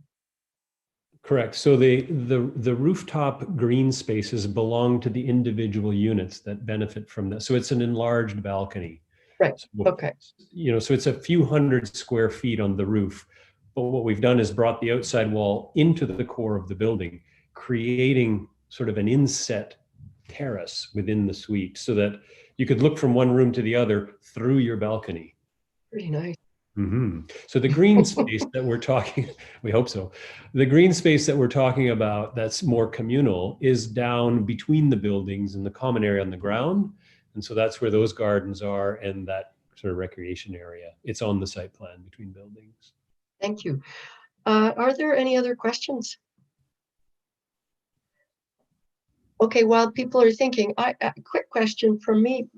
As I recall, Pat, when you did we approved the TOM, there was an intent at the time, and I believe you followed through on it, that there was a real effort to bring some of the units, if not all, at the lower end of market. Like at that time, you were trying to make them as affordable for market units as possible. And I believe in the beginning of the sales process that transpired. I wonder what the intent is with these 3 buildings. So you're correct, Madam Chair. The TOM building had units that sold, and the first number started with 2, which seems unbelievable in Unbelievable. today's market. But, you know, we all know that construction costs have increased. And so we need to follow that increase somewhat with this building. But I can assure you that when we release these for sale, they will be below average market price in Huntsville. So what may have been 285,000, I think was our lowest unit in the Tom, is going to be in the low 300s. But anything starting with a 3 these days won't stay on the market very long. So, you know, we understand affordable housing. You create it by creating alternative housing for people to move through the system, vacating other homes lower in the chain. So that's what I like about these buildings. And as we see them develop in other towns where we're working, it really is creating inventory that's well needed in the community. And if people can move, you know, I think the average selling price in Huntsville is just under 600,000 now. If people can sell their home and buy something for 450 in this building and have a rooftop garden, then life is good. So yes, no, we're conscious of that. I do not want this to become unaffordable. It is part of the vision of this project to keep it at that range. So the intent is the same, and I certainly appreciate your response on that. Absolutely. I also just want to say kudos on the pickleball courts. That's pretty cool. You've been listening to the conversation at council. I've never played. I've never played, but people like it. So I have. It's fun. Are there any other questions from committee? All right. So the resolution has been read. So I will call the question. All those in favor? And that carries unanimously. Thank you both for your presentation. thank you so much. Thank you very much. Have a great day, everyone. All right. With that, we will go to our third and final public meeting application, and that is Z08 2021 HT Ellis, 1419 Old Muskoka Road. Back to you, Richard. Thank you, Madam Chair. Through you. I forgot about my screen again.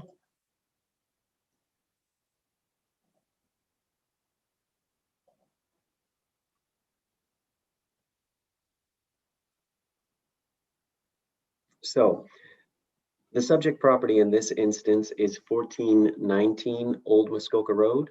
The application is Z08 2021. The lot is designated rural in the official plan and is zoned rural 1 and natural resources. The proposal is to construct a 75 square meter detached accessory building with 2 separate units on both the main floor and lower level, both having independent entrances. To facilitate this, the rezoning proposes addition of a site-specific exception to the rural 1 zoning to permit a duplex residential dwelling in a detached accessory structure as an additional permitted use on the property, subject to some restrictions. Namely, that all provisions for the that would normally apply to a secondary residential dwelling within a detached accessory building on a rural zone would apply. A vegetative buffer is to be maintained between the detached accessory building and the adjacent road. The use shall be for individuals employed in association with the on-site farm operation. And just to go back, the original proposal was to locate this structure here on the property, but we've learned from the proponent that that has changed, and I have a sketch that I can show you where it's been changed to later on in my slide deck. Land use in the rural designation includes single detached dwellings located on large lots and rural businesses. Rural businesses generally include land-intensive resource management activities such as forestry and mineral aggregate extraction, but also minor agricultural activities. It should be noted that a secondary residential dwelling unit is considered a permitted use in the rural area, and maintaining and establishing agricultural operations on rural lands is also supported in the official plan. Although secondary residential dwelling units with footprints not exceeding 75 square meters are now permitted as of right in detached accessory buildings throughout the rural zoned lands, the application in this instance is different. The provisions do not support a duplex dwelling unit as is proposed in this instance. However, the additional density proposed maintains the general intent of the official plan and supports the agricultural operations on this property by providing a source of affordable housing for employees of the farm.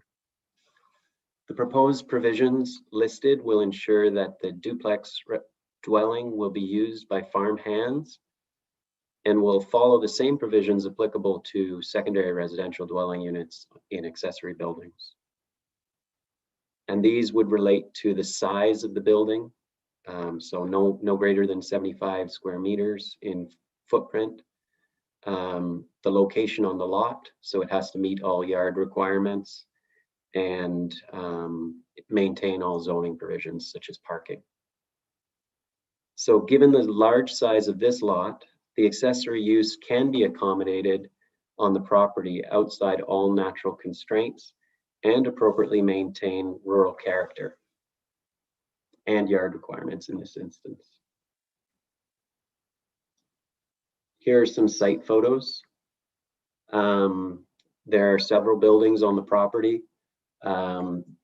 This, you can't see it, but in the top left, there's a few stakes in the ground, which is the location that they're hoping to build this structure in. This would be Old Muskoka Road.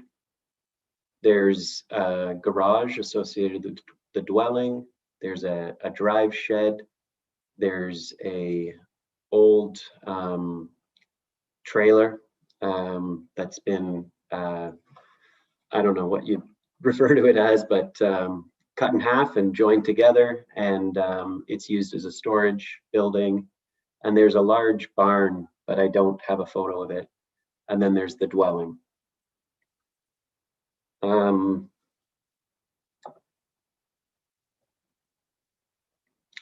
Oh, actually, I stopped that too early.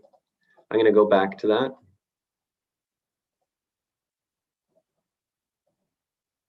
So the application was circulated in accordance with the provisions of the Planning Act, and no written comments were received. The district did provide comments in response to the circulation, which are appended to the report as attachment number 5. And according to district staff, the Muskoka official plan does permit one additional secondary residential dwelling unit on a property per lot.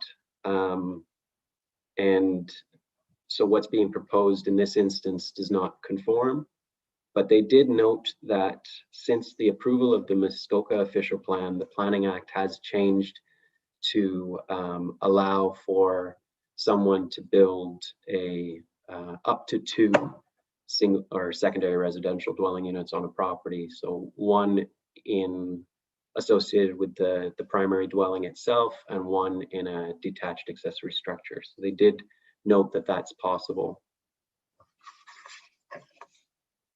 District staff comments also noted that the natural constraints on site are a concern, and recommended that any development be set back sufficiently from all hazardous forest types for wildland fires.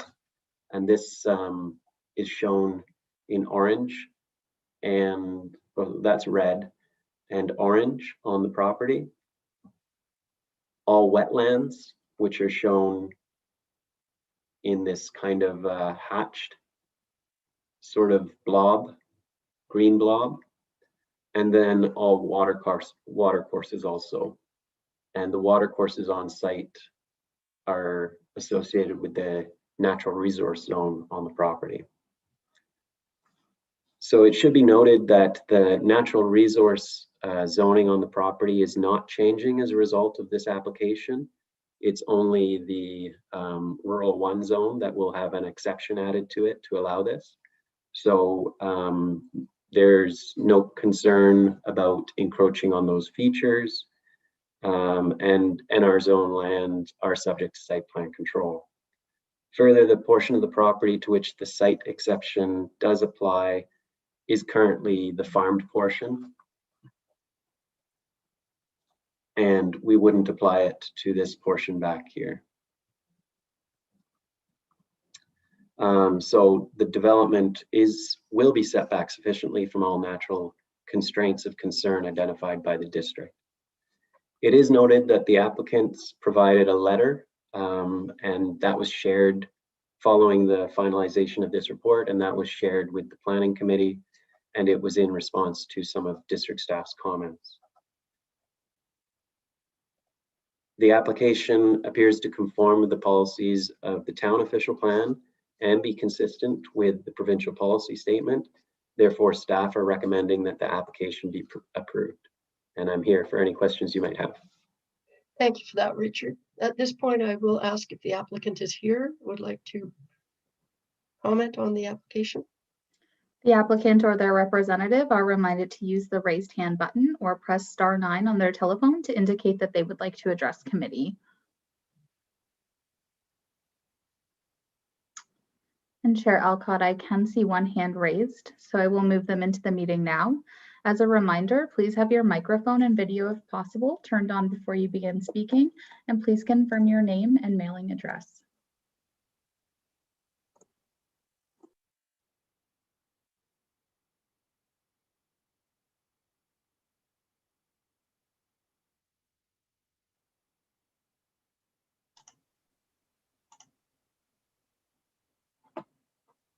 Tyler, Mr. Ellis.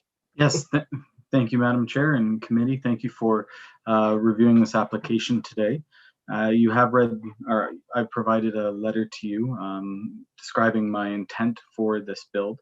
But I also wanted you just to, I guess, see me and hear a little bit and know my intent for development of our community and our town. With my work, I am a community development manager in the area, and I sit on various I sit on affordable housing with the district of Muskoka. I sit on the CLT planning committee, the Muskoka Community Land Trust, and am acutely aware of the need for affordable housing in our district. Now, in my work, I have developed with my agency a way that individuals who need to afford, I provide service to individuals who experience disabilities. So that's my background there, is that we are looking for a way for them to afford space and also community members. And so we created what's called a neighborhood model of service, where an individual who does not experience a disability is able to live in close proximity or within the home at a reduced rate of rent, which is affordable to them, in sharing responsibility of taking care of an individual with a developmental disability overnight for supports. What that does is that lowers the operational costs of the organization, which then in turn saves on taxpayer money. It also provides affordable housing for the individual who is looking for housing, and it also helps support the operation of the organization. And then so in the same way, I see this operation working in the same way, where I'm coming into the community where I recognize we need a sustainable source of food and agriculture within our communities. It's more aware to me now, or during this pandemic, that food prices are getting more expensive. And this property was a fully operational functioning farm 20 years before I purchased it. And so to bring it up to speed and to bring it back to a place where I can provide to the larger community, we need to really work this land. And so in saying that, I've taken little steps here and there in the best I can while still working full time and providing for my family. We have designated 5 acres of my property, and the Table Food Bank locally here does all their growing, and all the food goes to the local food bank, because that is my commitment to the community. In order to do that, as I have said, I do have an individual who has committed to working on the farm here, and I've designated her farm manager. And she does need a place to stay. She is a person who herself experiences physical disability, and so within the plans of that, I have incorporated the accessibility into the plans of that house. And alongside, she also would need someone to assist her in the operations of the farm. I'm asking for a duplex so that we can have individuals work on the farm, and it would be at a reduced rate, similar to my model that I talked about, where I am not looking to make a profit. I'm looking to cover the cost of the mortgage to build, because my purpose is to provide a community resource. That's my hope, that's my plan. And as well, with the agency I work with, I'm now also very acute to the need for health and safety barriers within a living environment, and the separation of living quarters for individuals who are not family members is an important one for me as well, to maintain the safety at my property. I believe my builder was wanting to speak as well. I'm not sure if he is here though, so. Thank you for that, Tyler. And we'll check to see if your builder's here, and thank you for your presentation. We'll come back to you. Yes, Madam Chair, I do see an additional hand has come up. So with your permission, I'll let that person into the meeting. Yes, for sure.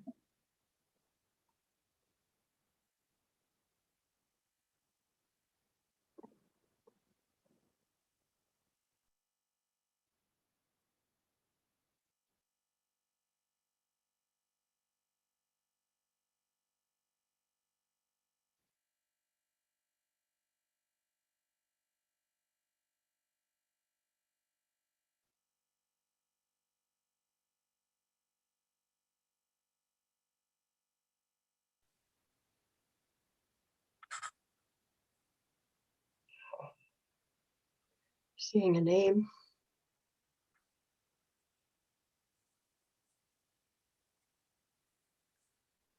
There he is. Hello. I'm sorry for my technical difficulties. It's not my forte.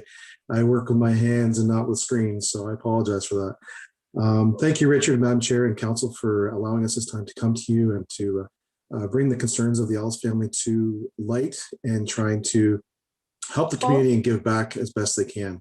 Paul, may I ask, Yes. this is just a formal thing. If you could just state your name and your address, that would be great. It's just part of our procedure. Yeah, my name is Paul Brown, and my address is 1385 Old Muskoka Road in Utterson. Actually, I am the neighboring property to the Ellis property. Okay. Okay. In regards to the build, it's not just an employment thing for us. We see the need in the community for the need for food and for affordable housing for the community. It's a dire need. I could think of many families that are in that situation right now that need some support in that way. So my heart goes out to them. It's more of a mission than as to a financial gain, as far as we look at as far as a build too. In regards to the impact on our community, we haven't heard anything back as far as comments from the neighbors as being negative from it. They're supportive from what I've heard back from them in conversations. I've gone to the neighborhood and talked to them personally. And in regards to our personal property, it's seeing it's right next to us. We don't see any issue with it. We actually encourage it to help develop and grow the neighborhood and develop community within the community. So we don't see any issues with it as far as that goes, even as far as the zonings with the natural resources, with water management and with fire and that sort of thing. We're going to control the water management on the property so it goes away. It doesn't go into neighboring properties and that sort of thing. So we're just trying to make sure it's done right in every possible way. Okay, thank you. Thank you. So gentlemen, if you could just, we're going to keep you in, but I need to, unless Mr. Ellis, you wanted to add to that quickly? I just want to apologize. I didn't state my name and my address. Okay. I'm Tyler Ellis, 1419 Old Muskoka Road, Edison, Ontario. Perfect, thank you. I probably should have, I said that, but there you go. Okay. So we'll keep you in, but I need to, at this point, check and see if there is a member of the public who would like to speak to this application. Members of the public are reminded to use the raised hand button or press *9 on their telephone to indicate that they would like to address committee.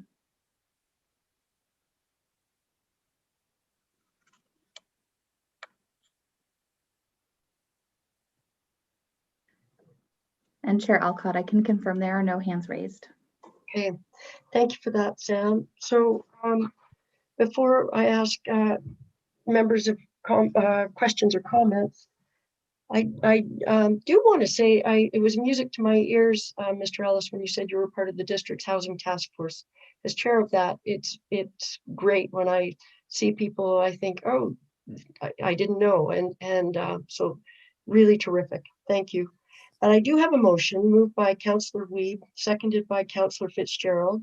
It is recommended that Planning Committee approve zoning bylaw amendment Z08-2021 HT, changing the zoning from a rural 1 zone to a rural 1 zone with an exception to permit a duplex residential dwelling in a detached accessory building as an additional permitted accessory use, subject to the following provisions.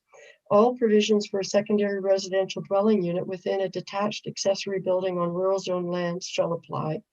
A vegetative buffer shall be maintained between the detached accessory building and the adjacent road, and the use shall be for individuals employed in association with an on-site farm operation.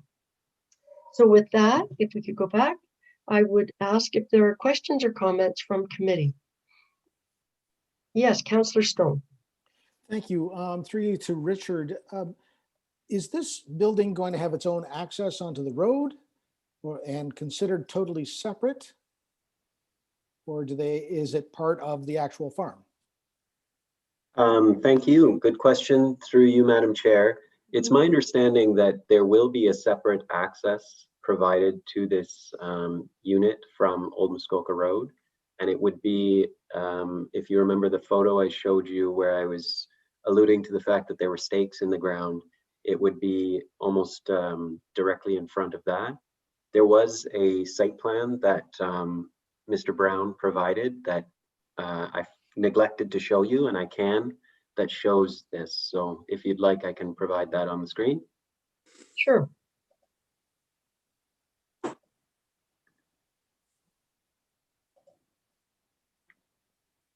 While you're looking, Richard, this is a new build or a conversion? It's a new build or a conversion? This would be a new build. Right, so okay. it's not there. And actually, I lied. It does not show the driveway, but perhaps Tyler or Paul can explain where that would be. Tyler? Yes, I can explain that.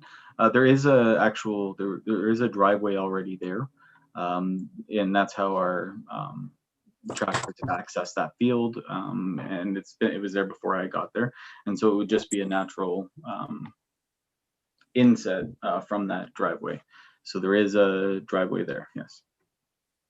Okay, Councillor Stone. Okay, Councillor Wiebe. Thank you, Chair Alcock. I like this application. I think it shows a little bit more dynamic thinking than what we're used to.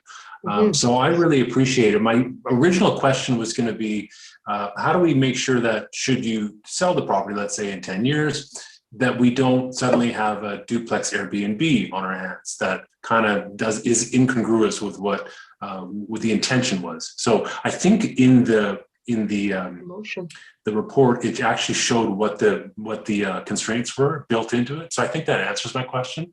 If there's any other comment from staff, feel free. But all in all, I think this is great. I think this is terrific. Well done.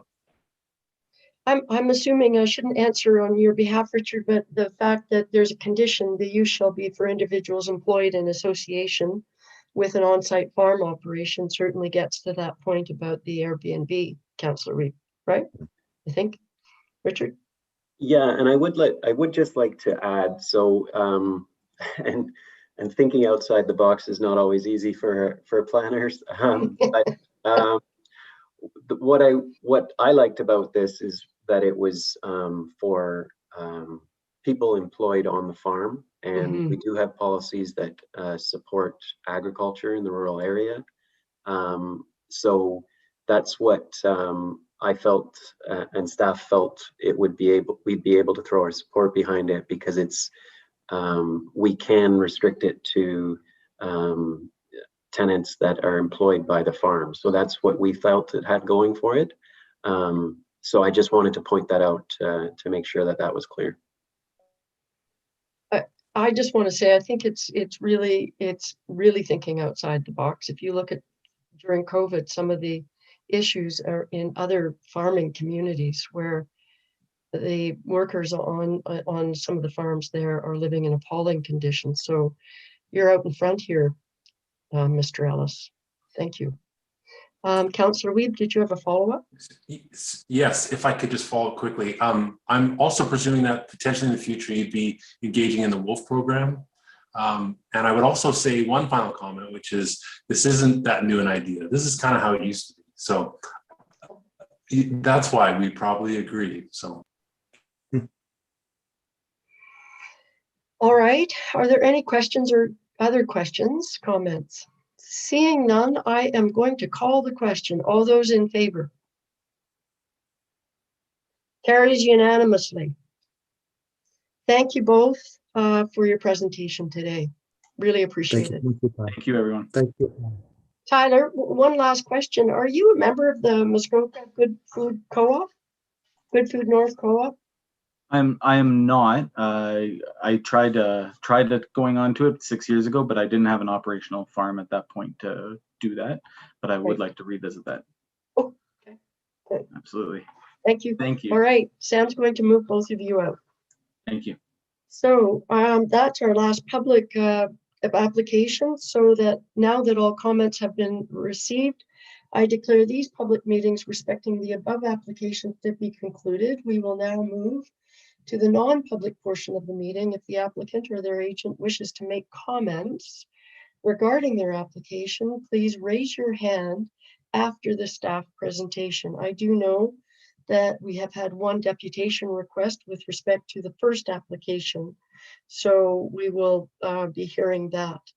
But at this point, we've been going at it for 2 hours. Would anybody like a 10-minute break, or do you just want to whip through these next two items? I don't know what you have to take your mute off. I can't hear you. Sorry. Unless I read your mind. What? Yes to the 10-minute break or no?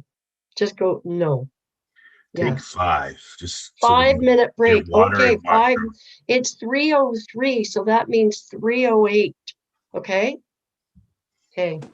Thank you, Jason. You're welcome, Johnny.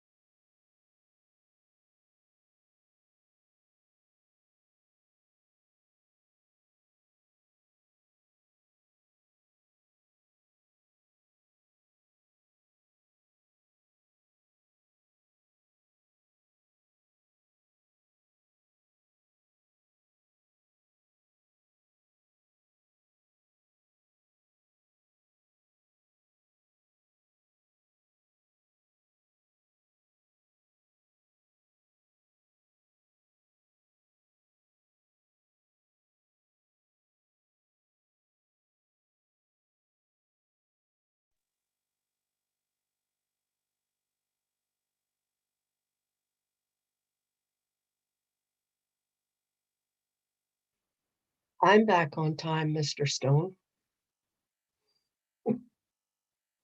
I think I said 3:08 and I was back. I just want you to know at 3:08, just saying.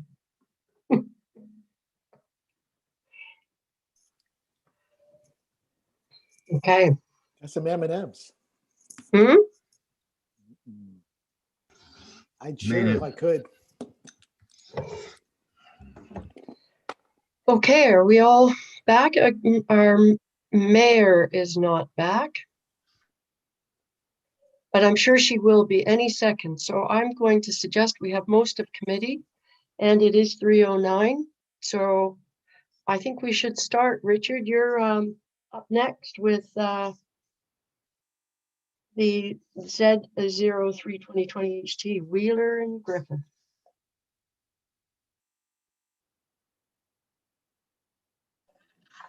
Thank you. Through you, Madam Chair, the subject property is located at 70 Glen Acres Road. And as you noted, the application number is Z03 2020, and the names of the applicants are Wheeler and Griffiths. I'm just going to share my screen.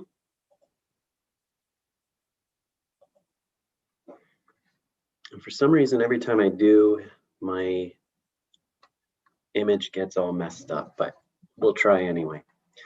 So you should see the a map in green showing the location of the property. Okay. Yes. Okay. So the lot is designated waterfront and is zoned Natural Resources Floodway, or NR1, and Rural 2, RU2. The purpose of this application is to rezone a portion of the lot from Natural Resource Floodway, NR1 zone, to a Natural Resource Floodway with an exception to permit a place of assembly or events venue use between May 1st and October 31st each year. You may recall this application. It was heard by this committee almost a year ago. There was, at the time, staff had indicated that an additional zoning relief was required in order to recognize the location of a barn that had been constructed without permits. On March 11th, 2020, this application was deferred by Planning Committee until such time that the applicant addressed outstanding concerns to the satisfaction of staff, including a noise mitigation strategy, an updated floodplain study, an updated wetland evaluation report as necessary based on consultation with the Ministry of Natural Resource and Forestry, and the application being amended to recognize the existing location of the barn and parking requirements, provision of sanitary facilities, and further consultation with M&RF regarding the wetlands. On October 19th, 2020, the applicant's agent provided a letter addressing a number of these matters and requested that the application be brought back to the committee for consideration. And that letter was provided to committee members following the finalization and publication of this report. So you should have it. And no doubt the applicant's agent would like to highlight items from it. This request was later withdrawn after further consultation with the Ministry of Natural Resources and Forestry revealed that the proposed development was still within an area identified as a provincially significant wetland. On March 24th, 2021, after additional consultation with ministry staff, the applicant's agent again requested that this application be brought back to committee, and here we are today. As noted in the report, there are several outstanding matters that have yet to be addressed by the applicant. To summarize, the proposed use is within a floodway, in staff's opinion, not a flood fringe. and staff requested further evaluation of this matter, and this was not done. No new development or site alteration is permitted in a floodway associated with the Big East River. So that the purpose of that additional study was to address those policy constraints. The proposed use would utilize a barn structure that was built without authorization in lands zoned Natural Resource 1, where no new buildings or structures are permitted. And this is also within a provincially significant wetland, which was looked at in consultation with the Ministry of Natural Resource and Forestry, and with the hopes that they would revise the boundary to remove the barn from the wetland. And it was determined that that wouldn't be possible without further investigation by a qualified individual who would look at the wetland through provincially approved protocols called the Ontario Wetland Evaluation System. So a path was provided to the proponent in order to study the wetland and justify whether a boundary revision was appropriate, but that path was not taken. With these fundamental matters still outstanding, staff's previous recommendation continues to apply. The application does not appear to conform to the policies of the official plan or provincial policy statement, and therefore staff are recommending that the application be denied. And a building permit still has not been requested for the barn. And I think that's all I have. And if I'm here, if there's any questions, and we can take it from there. Okay.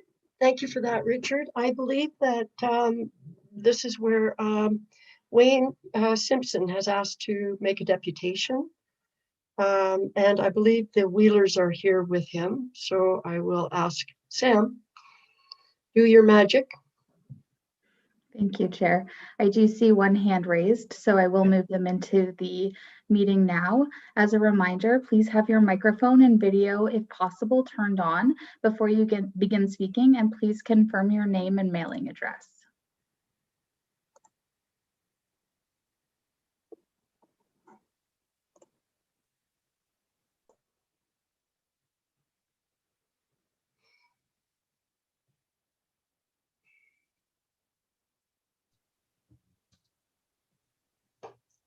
Okay.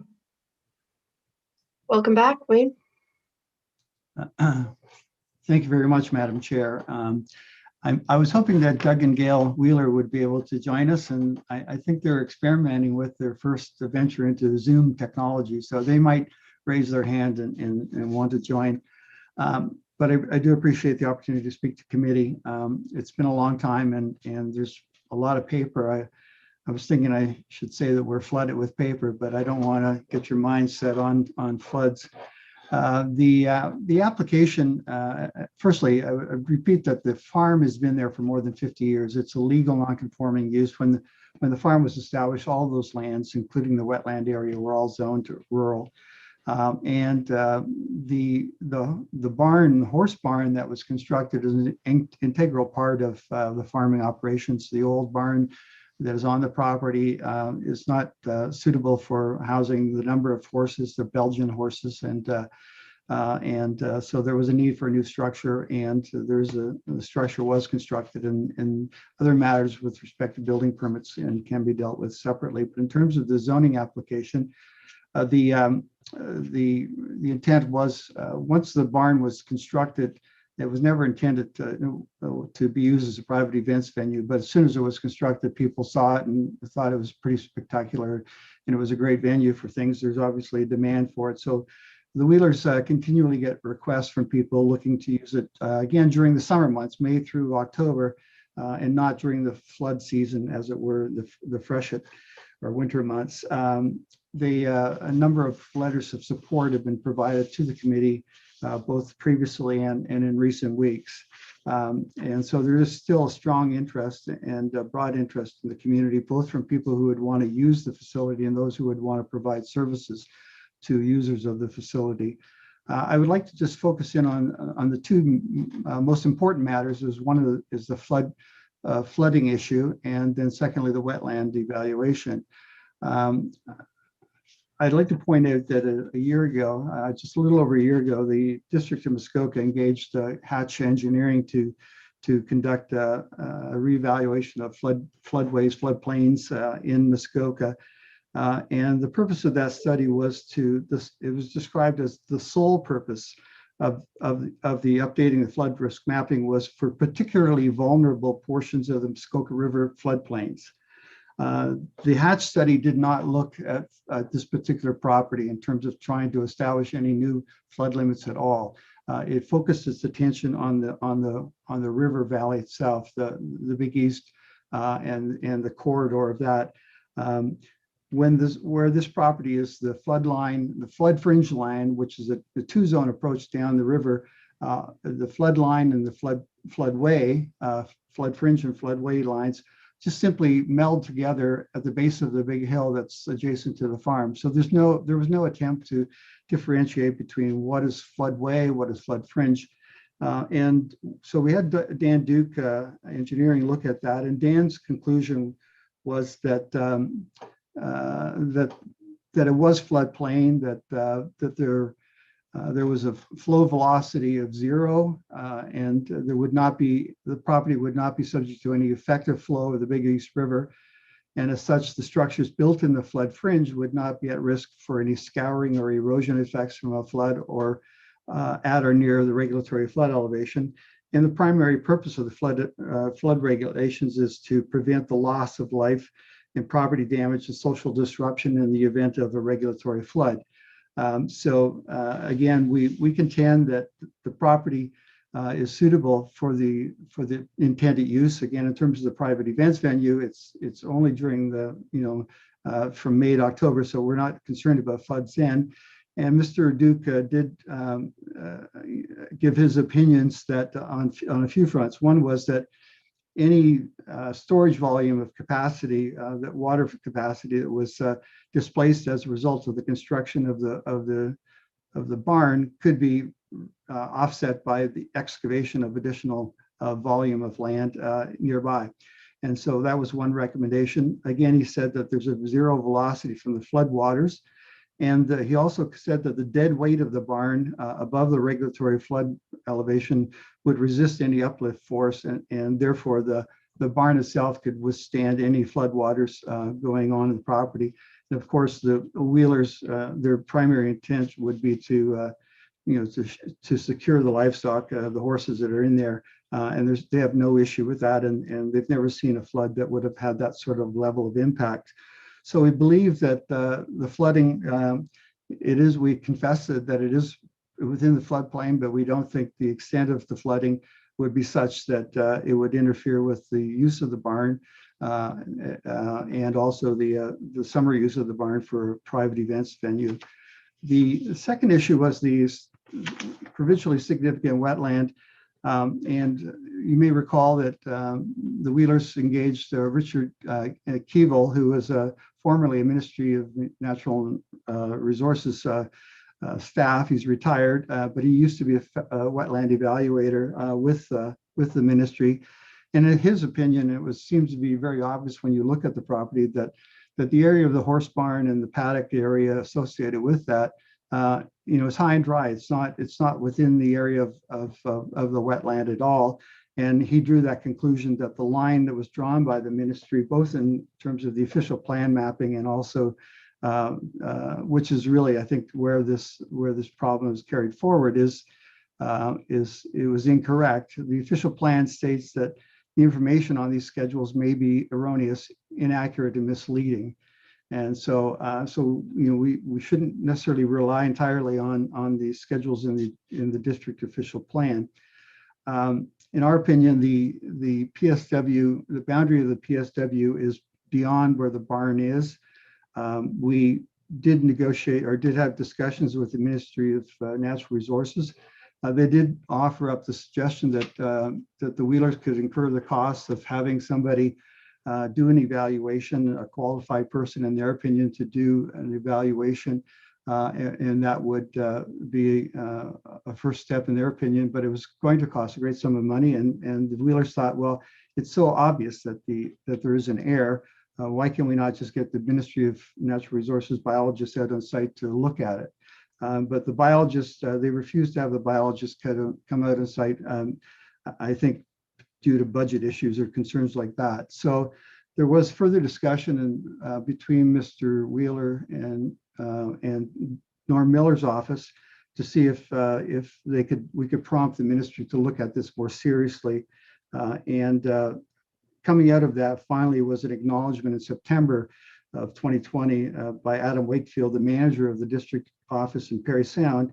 He stated that based on the information we have provided to date and aerial imagery available to the MNRF, the MNRF is currently working to remove anthropogenic structures from the PSW boundary on the subject property, and that the ministry would change the wetland file and change the information in the Land Information Ontario database, and that the municipality would be so advised.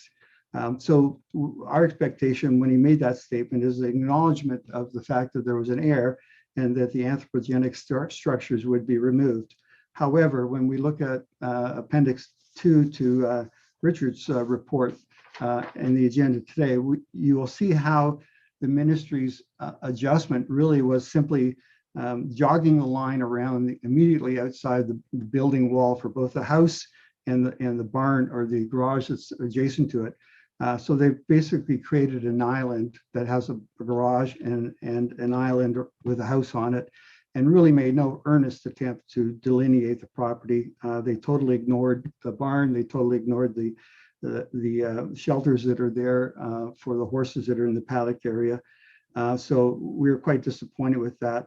And Doug and Gail can speak a little bit further on that, but they are continuing to work with Mr. Miller's office, who is working through the minister, Mr. Yakubuski of the Ministry of Natural Resources. So we continue to believe that the property is not in the floodway. No, it is in the flood fringe, but not the floodway, and that it's in lands adjacent to a PSW, but it's not in the PSW. Mr. Wakefield did comment in his letter to us as well. He said that the ministry does not play a direct role in municipal decision making, and that was a point that was kept being emphasized, and that was a message that was relayed to us through Mr. Miller's office. And so I think there's an acknowledgement on the part of the province that it's up to council to decide whether this application should be approved, and that the ministry really doesn't want to get embroiled into it any further. We've properly demonstrated that there will be no adverse impact on the wetland, and that there would be no unfortunate incidents arising from any floodwaters. So we would hope that the committee would recommend approval of the bylaw. It is, relatively a simple thing, straightforward. We would keep it in context, but it's sort of escalated and gone beyond that. The other matters that were operational matters like noise bylaws and busing, and the requirement to get a building permit, all of those can be dealt with by my clients in a straightforward manner. And I don't know, maybe if Doug and Gail joined, I'm not sure if they'd like to add something. I'm seeing Gail Wheeler is, I think, present. Right. Maybe Sam, want to let her in or? Thank you, Madam Chair. She has been let in, so I will prompt her. It looks like she's got her microphone off. Yep. Send her a request to start her video.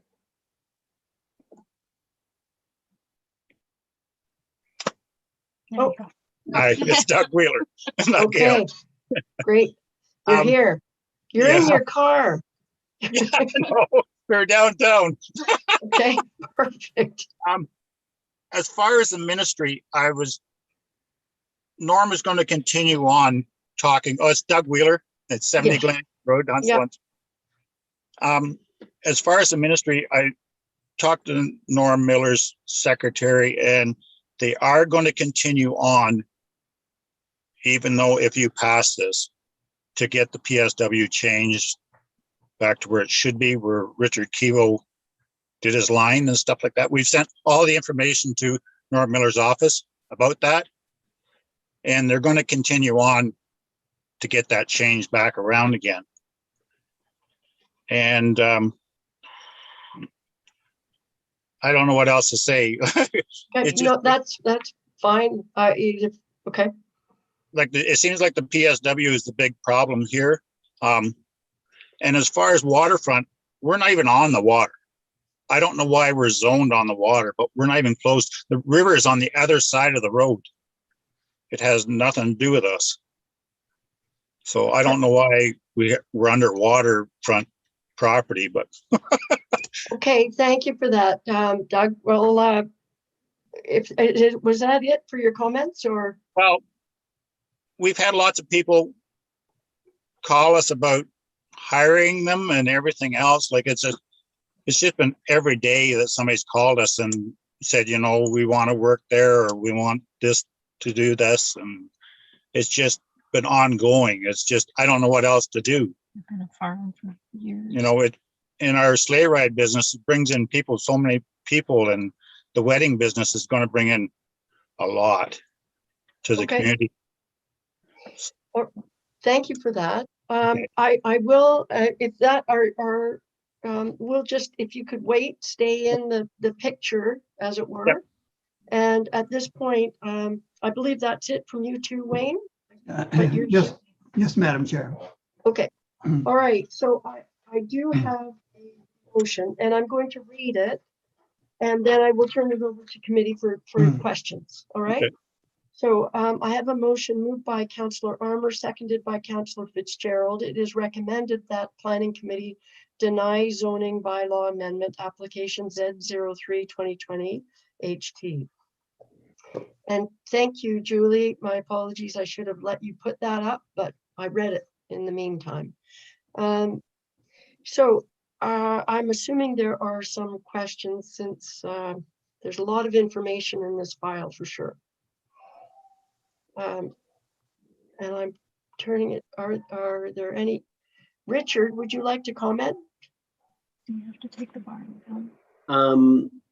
The only thing I wanted to provide in addition to what I said is, I'm not sure when I was sharing my screen whether I showed you all the slides or whether I turned it off halfway through, but I do have images of the wetland boundary and aerial photos from 2008, 2013, and 2018, which show the changes that have occurred on the property within the wetland that may explain, you know, why Mr. Simpson thinks there's an error. I have photos that can show that there's been changes in the wetland over time, and I'm not sure I showed them. I don't think you did. I think that would be very useful. Other committee members, yes. Okay. I'm muting any second now because I have some barking dogs. I don't know if there's someone at my door, but there we go. But yes, I think that would be a great idea. Okay. So yeah, I apologize. I may have forgot to show this. I'm not sure how much of this present. Maybe I blacked out. I'm not sure. I'm not sure I showed you these drone images of the property, which show what it looks like circa now. They were provided by the applicant. Oops.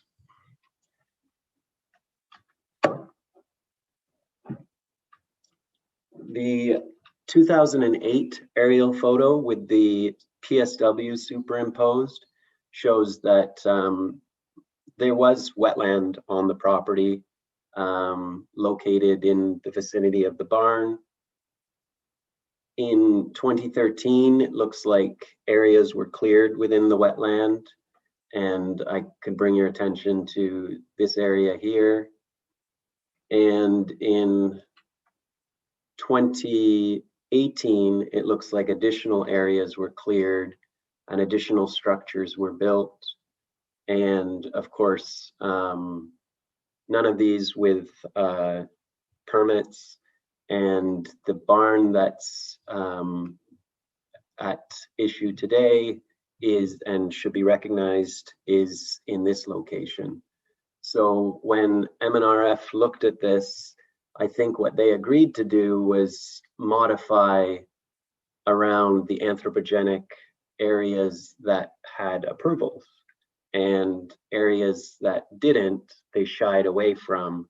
And it seems like they put it back on the applicant to do the work to justify why it shouldn't be wetland. So I think that's where the line is drawn on the wetland. That's what I gather from the correspondence that was appended to the staff report.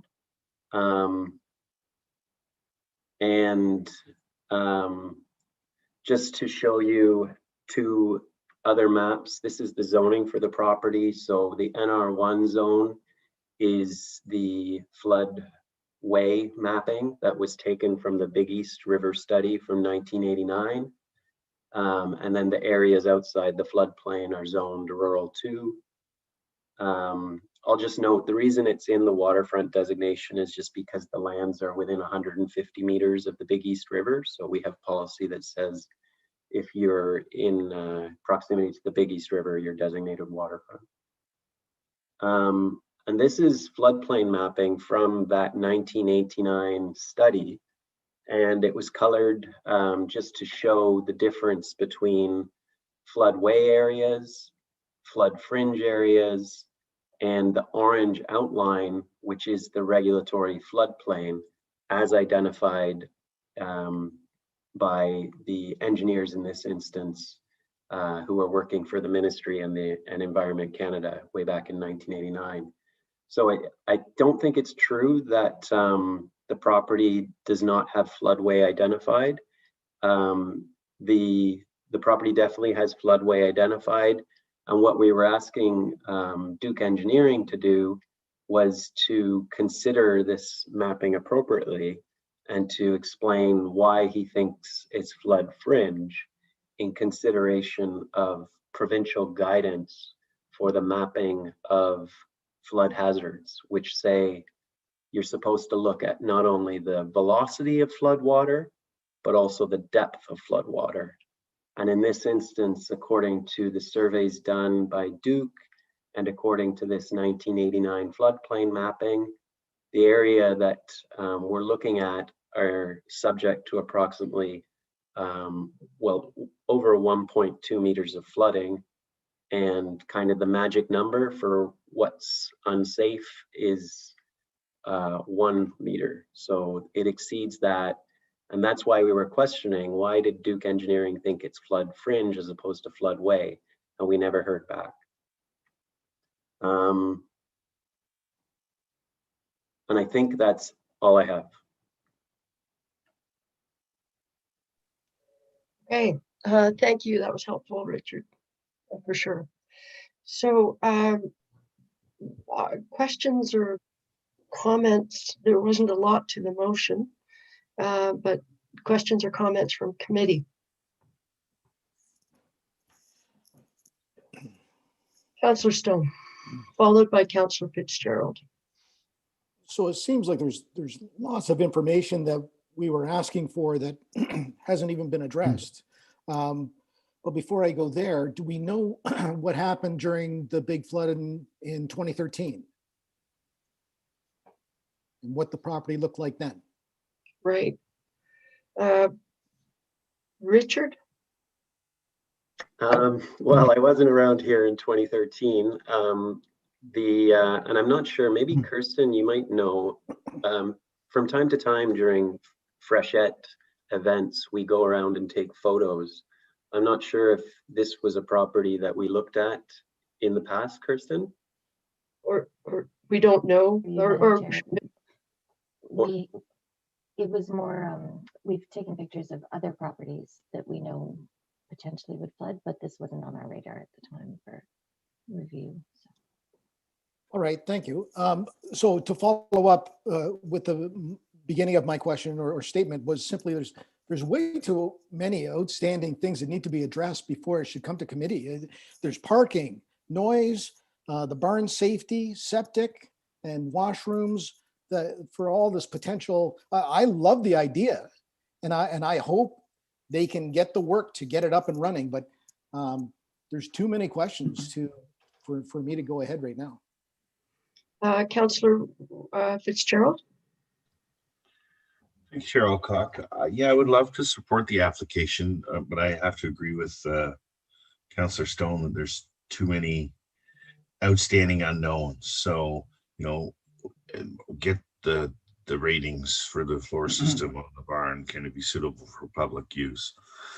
Some kind of sprinkler system that, and it doesn't have to be installed. It's let's get the information. The information shouldn't be too onerous to collect. So if we get some more things answered, like I said, I would like to support it, but there's so many things, and can we get some more things nailed down, and hopefully we can get somewhere with Norm Miller's assistance and the MNRF, but even when we get those things done and we can get approval, we're still 20 questions being answered away from supporting this. So that's where I have difficulty, but I do like the idea and I would love to support it. Councillor Wiebe?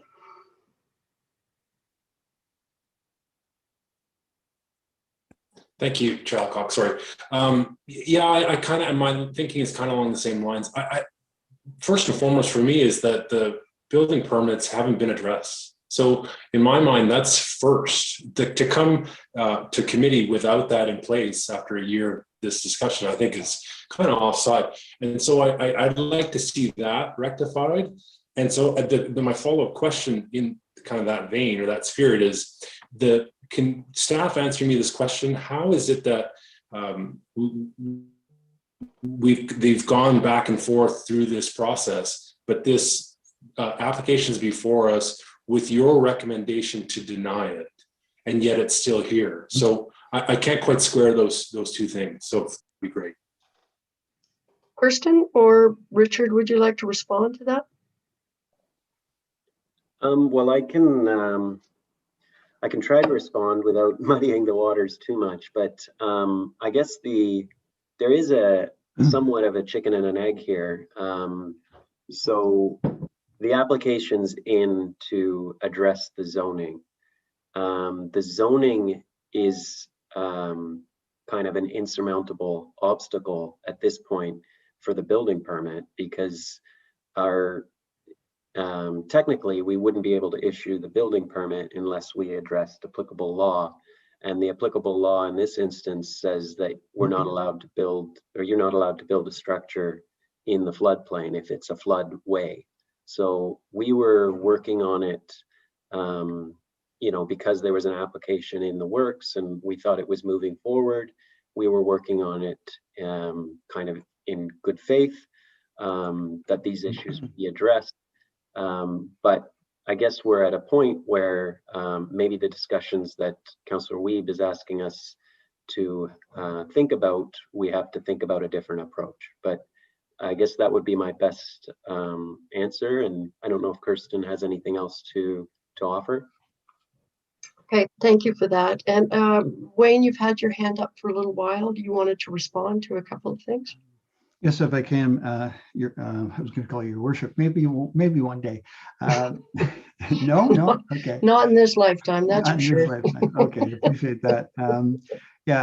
Firstly, in looking at the air photos, I just would like to point out that the type of vegetation that was visible in the air photos, wasn't wetland vegetation. It was upland vegetation that was cleared to accommodate the buildings. But that's really not all that critical at this point in time.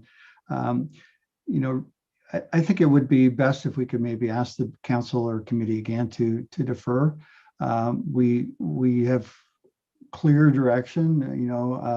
We understand the issues. We can go back and look at everything more comprehensively. We can have further discussions with the MNRF, and we can come back better prepared to put the proposal in front of the committee. We believe that earnestly the municipality sees a benefit in this venture, and so we'd like to somehow continue to work on it as opposed to having the application denied. I have to say, Wayne, I really appreciate you putting that forward. because clearly I think that's where committee was going. There seems to be a lot of support for the I put this to you, Mr. Wheeler, that obviously there's so much that's positive in this, but I will say from my perspective too, I just would add that I'm not comfortable with saying yes to a proposal that clearly is still within a provincially significant wetland. That's not a direction I feel comfortable in. And I realize you're working really hard with MNRF through Norm Miller's office. And so that buys you more time as well to work on that. And that's a very big issue for me. So I appreciate you putting that forward. So I believe if I've read the motion, I'm going to ask Julie, will you, oops, I've lost Julie. Oops. There she is. Do I need a new motion? Yes, so if you don't mind, Chair Alcock, if I could request just a couple of minutes just to clarify what wording we'd want to include in that. That's absolutely fine. Okay with committee, I'm sure. Thank you. And maybe before we work on it too much, would the same wording as the current deferral work for committee? Well, we've read a motion that says we're denying the application. So Right. When you say the same wording, I'm not, which wording? The deferral that was part of the resolution in March 2020, could we recycle? Okay. Well, Julie, can we recycle old wording? I think that would be fine. I've read the old motion. I think so. Oh, sorry, my apologies. I think as long as we have the mover and seconder for that, then we can clarify that wording. Could we see I see a mover with Councillor Fitzgerald, a seconder with Councillor Stone. And will you put that motion on the screen once you? Yes, I will. I'll take a moment just to locate that. Thank you. Perfect. Thank you for the suggestion, Richard.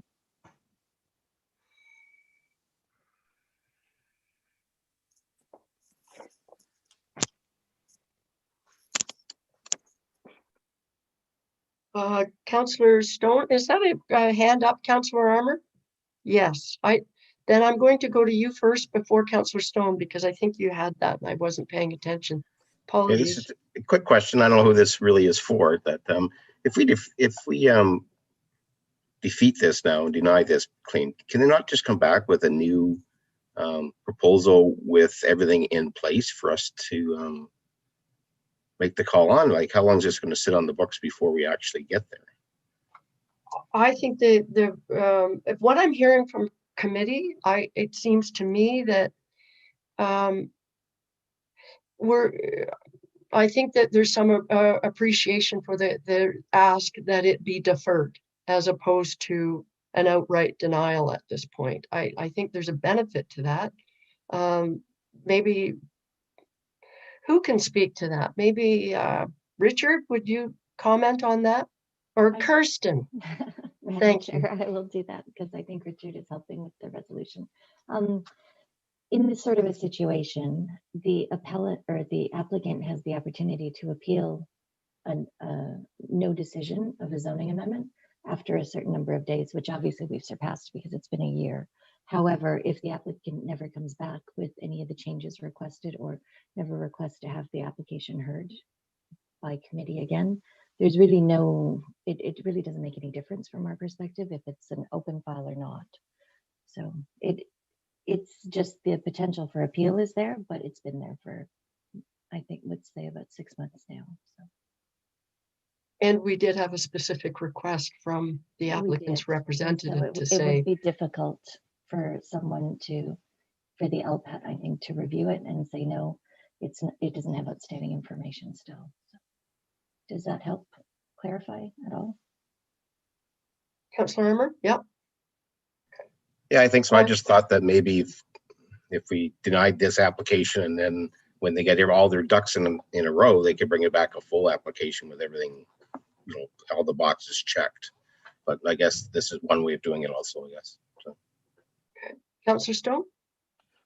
Yeah, I just wanted to say through you to Mr. Simpson and Wheeler, I hope that when this comes back, you really have checked all the boxes, and because there's just so many outstanding issues, and we at least need information to know that you've investigated and have a reasonable response on all of them.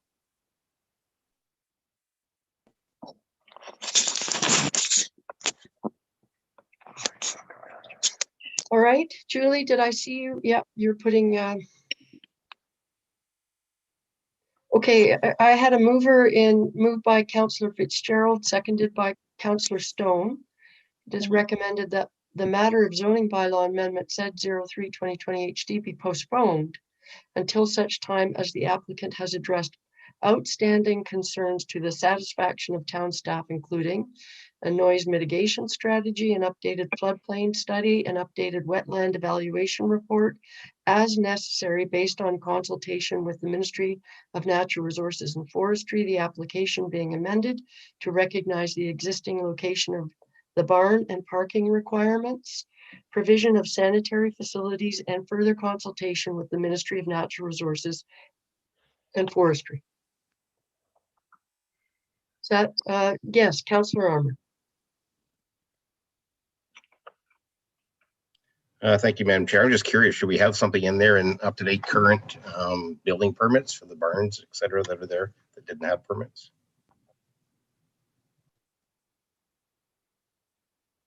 Councillor Fitzgerald, are you speaking to that? I could. Because you spoke to the issue before. Yeah, I think again, it's putting the cart before the horse, because this is if we can't prove any of the other stuff, then we don't need a permit, other than the fact that it's going to be a permit for personal use and livestock and whatever else, which is different from what the expectations are for a public use building, right? And this is really to deal with zoning, true? Yeah. So I think if we can get past those hurdles, that's something that we can leave to the applicant and to the building department, and that will be dealt with by the Ontario Building Code and the rules we adhere to through that. So I don't think we need to do that, or sprinkler systems. I can't help but think that for such a tourist-based community that we live in, that we can't find a way to accept different proposals in a time period window where there's no threat of flood, because I think we're going to get a lot more creative people moving up here and thinking of different ideas. And they're beautiful areas that are in the floodplains, and I agree that we need to save the wetlands, but maybe we need to look at this a little bit differently and approach it so we can accommodate some of these things. You know, it's not all just black and white that it's a floodplain. Well, it's really only a floodplain for a 2-week period, right? I agree with Wayne Simpson that the suggestion that it's a wetland, when you look at the aerial photos, it doesn't appear to be a wetland any longer. And we know that those courses always change, the water courses over the time. And maybe the mapping is wrong. So let's get that sorted out. But let's look at this maybe a little bit differently when it comes back and say, okay, we've got all these things answered. Let's us try and think outside the box to be more accommodating to proposals like this, because it's a 2-week period. If I may, I agree with you, actually, Councillor Fitzgerald. The only difficulty I have is that at the end of the day, if you've got a PSW boundary, I just don't think that's a practice that a committee ought to be saying, well, it doesn't matter, because then we're basically saying we don't care about the wetlands. And I'm not sure that that's I know I'm not comfortable with that at all, right? But I do hear from the applicant and the applicant's representative that they're really working on this boundary isn't necessarily appropriate in this case. So I appreciate the efforts that are being made to rectify that. And I think if more time is needed to do that, then that's a big deal. So, but I hear you on, you know, this isn't the only application with respect to floodplain, and we are a tourist economy. So it would behoove us to do some thinking around that. I agree with you. All right. So Richard. Through you, Madam Chair, I'm not sure if it would help with Councillor Armour's suggestion, but maybe we could add a bullet to this list that just identifies that there should be consultation with the town's building department to identify any design changes to the barn that may be needed. If you think that's appropriate in this application, yep.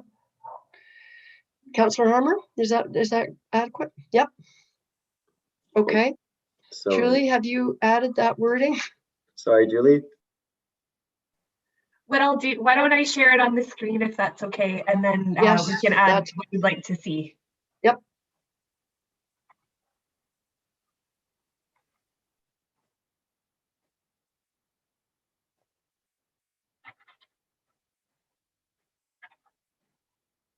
So I would suggest similar to that, the current last bullet, we just say further consultation with the town's building department regarding the design of the barn and any changes that may be required. Or the design of the barn, let's just leave it at that.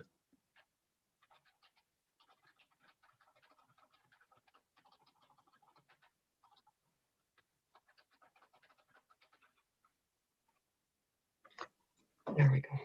I'm muted. There we go. I think that's adequate for sure. Okay, are there any other questions or comments with respect to this revised motion that I've read? I'm not seeing everybody. I'm seeing no from Councillor Fitzgerald and from Councillor Armour, and I can't see anybody else. There we go. Councillor Stone, I will call the question. All those in favor? And that carries.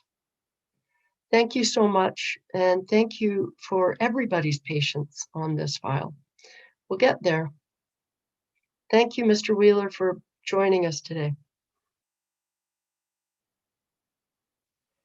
Okay, while Sam moves everybody out, we have one more item on our agenda, and that would be Richard. Back to you. Back to you.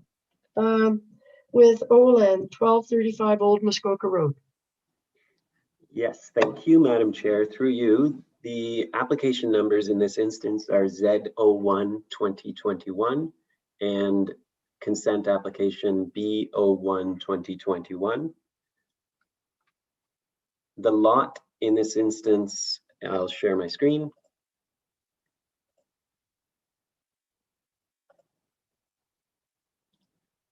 So the lot in this instance is designated rural and is zoned rural 1, and that's it.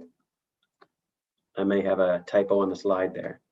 On February 10th, 2021, staff presented report DEV 2021-20 to committee, and you may recall that. As committee will recall, the proposal is to change the zoning on a portion of this lot from rural 1 to rural residential, with an exception to reduce front yard setbacks from 12 meters to 8 meters and to reduce the required lot area from 1 meter to 1 hectare to 0.76 hectares, all to permit the creation of one new rural residential lot. The proposed severed lot would have an area of approximately 0.76 hectares and 136 meters of frontage onto Allensville Road. The retained lands would have an area of approximately 7.51 hectares and 236 meters of frontage onto Old Muskoka Road.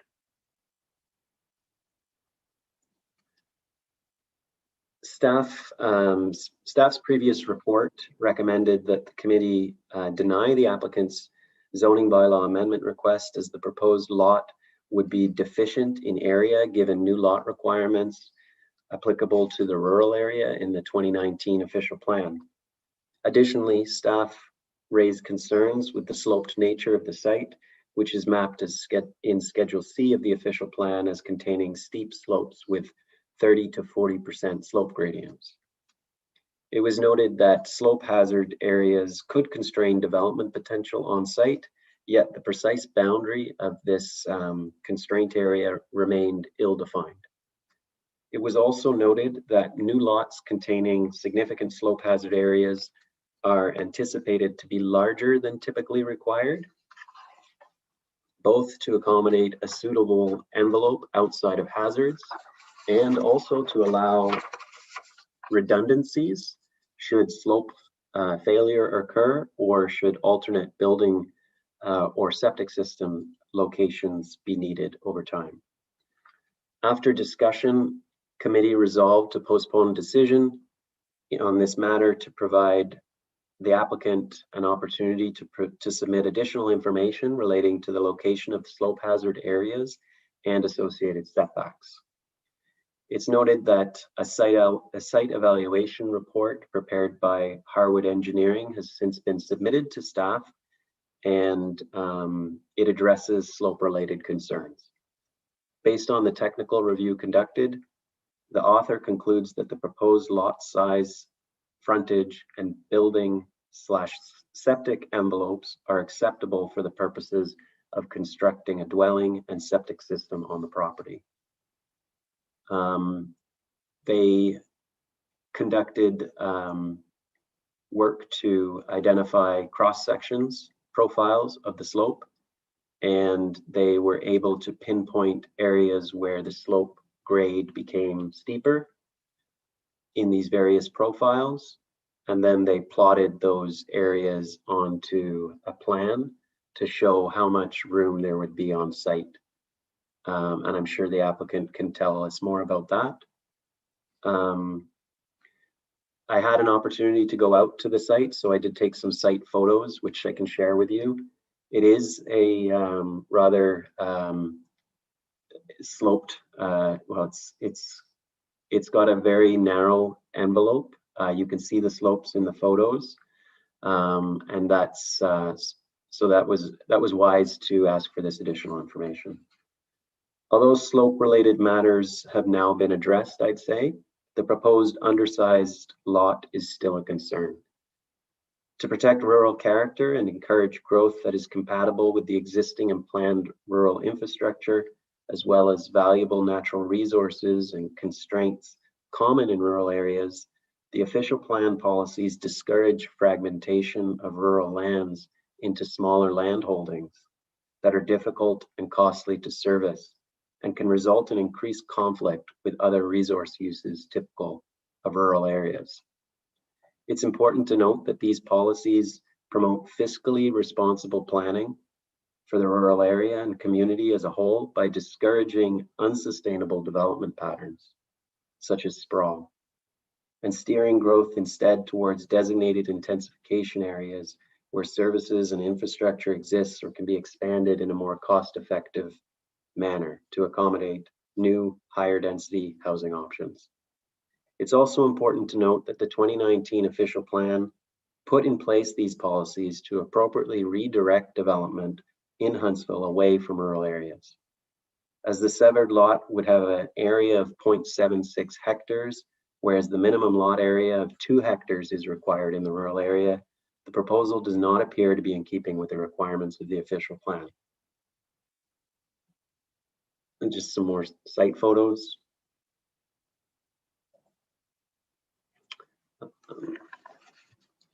As such, staff's earlier recommendation continues to apply. The application still does not appear to conform to the policies of the official plan, the town or the district official plans, or be consistent with and therefore staff are recommending that the application be denied. And Thank I'm you. here to answer any of your questions. And I know the proponent's agent is also here with us. So I was about to ask, thank you for that, Richard. I was about to ask Sam if she saw a little hand going up. Yes. Oh, there it is. Yes, I do. So I will move this person into the meeting now. As a reminder, if you could please have your microphone and video, if possible, turned on before you begin speaking, and please confirm your name and mailing address.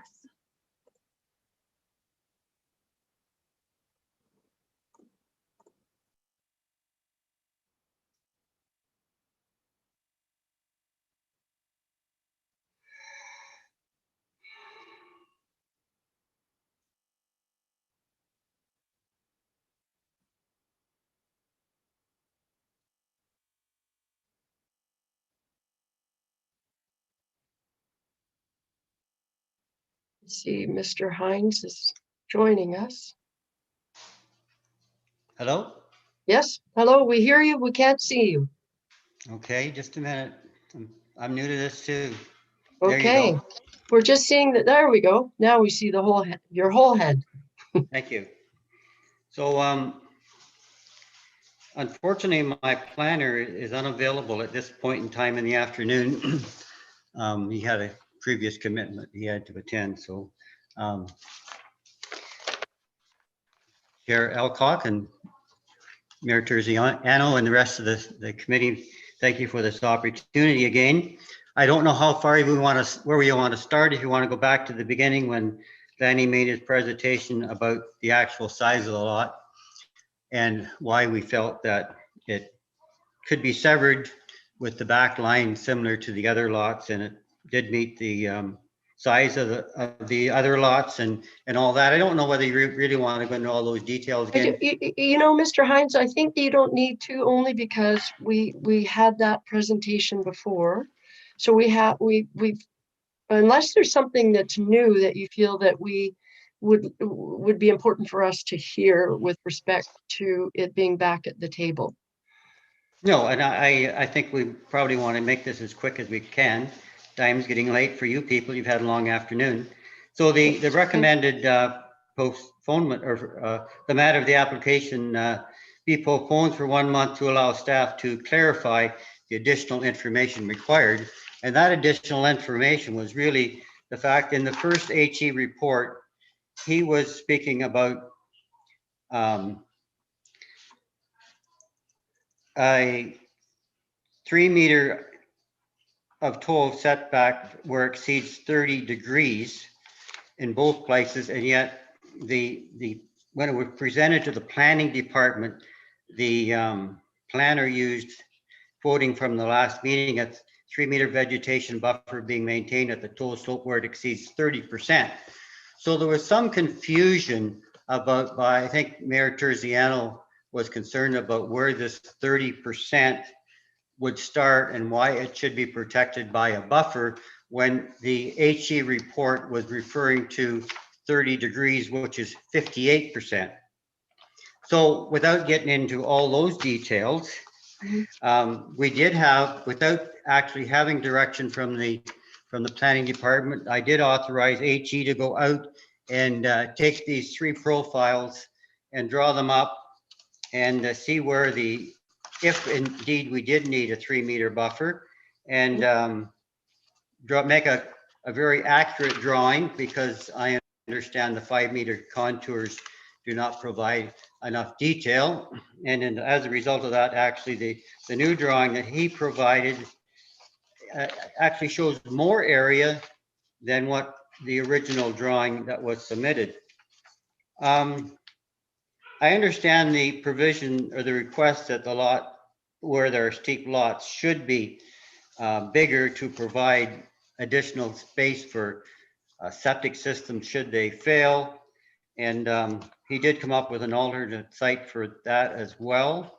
And that's why he doesn't believe that we need to have an increase. There is considerable frontage along Allensville Road, very easily accessible from the Allensville Road. Is fairly almost a little bit higher, but it's quite uniform.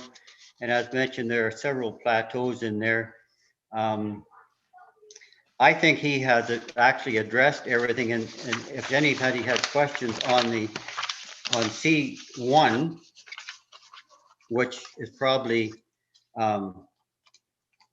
what everybody's concerned about. Profile 1 shows that there's 110 feet before you get, approximately 100 feet before you get over 40%. And profile 2 is the one where it's closest to the road. There's 94 feet before you get over 40%. And then on profile 3, which actually goes right out to, well, 130 feet, which is more than we indicated on the first site drawing, before it goes abrupt at 44%. Septic systems can be put back, can be located within 3 meters from the property lines, front and back, and there's ample room for those. There's ample room for a building and a driveway and additional room that people can build actually a detached garage or workshop on this property as well in the area that's been designated on this C1 drawing. So I think that all the issues, and Richard and I did have a conversation, and Richard made some suggestions or wanted some clarification, and we did further clarify those as well. And we've added all those. I think everything should meet the requirements of the committee.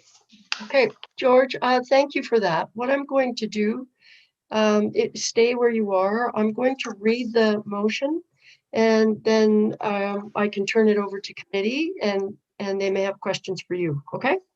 So I do have a motion moved by Councillor Stone, seconded by Councillor Wiebe. It is recommended that Planning Committee deny zoning bylaw amendment Z01 2021 HT, changing the zoning from a rural 1 zone to a rural residential zone, with an exception to reduce the front yard setback from 12 meters to 8 meters and to reduce the required lot area from 1 hectare to 0.76 hectares, all to permit the creation of 1 new rural residential lot. So with that, I would ask if there are any questions of committee of either Mr. Hines or Mr. Clark. Councillor Fitzgerald. Thank you, Chair Alcock. I think when we sent this back, the discussion that committee had was we're in a shortage of lots and affordable lots. And if you can build a home with all the required things on it, on that lot, then maybe the lot is worth creating. And I think that we maybe pulled up the map and looked at the surrounding area and the size of the lots, and it was very fitting, this size of lot with the neighborhood, the immediate neighborhood. And I think that I would be willing to actually support the application, although I think it requires some more information. I would like to see this right through to finish, where the house is going, where the well's going, and the effects it's going to have on the abutting lots. Okay, thank you for that. And as I recall, to follow up on what you just said, Councillor Fitzgerald, I think there was a slide in the first presentation, you're right, about the surrounding area, and it certainly, from a lot perspective, was consistent with the character of other lots in the immediate area. So from that perspective, it wasn't entirely different. I appreciate, though, where staff are coming from, which is our new OP is saying that lots. So it's one of those. Are there other comments from committee that with respect to this? Mayor Terziano. Thank you, Madam Chair. It seems to me we sent this back because we were concerned with steep slopes and the size of the building lot. I think if I understand Richard's report this time, that the work that's been done between then and now confirms that this is a buildable lot. that the steep slopes are not an issue, and that they're still recommending denial because it doesn't meet the rural size of a lot, and because our official plan tells us we want to encourage people to go and build in town. So if the denial is simply based on the 0.7 hectares versus 1 and directing people to build in town, if that's the rationale for the denial right now, I wouldn't support denying it. I would support approving it. So can you just clarify for me, Richard, those are just the 2 stumbling blocks now? Richard, it's not just 1 hectare, right? It's 2, or is it 1? Yeah, it's so that is it in a nutshell. Thank you for that concise explanation. So yeah, through you, Chair Alcock, the issues are 2, but 1 has been addressed. So the 1 issue relating to slope, I believe, has been addressed.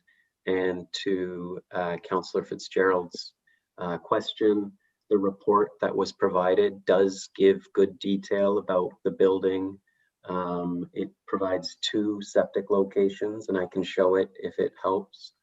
And it also provides a driveway location if that helps also.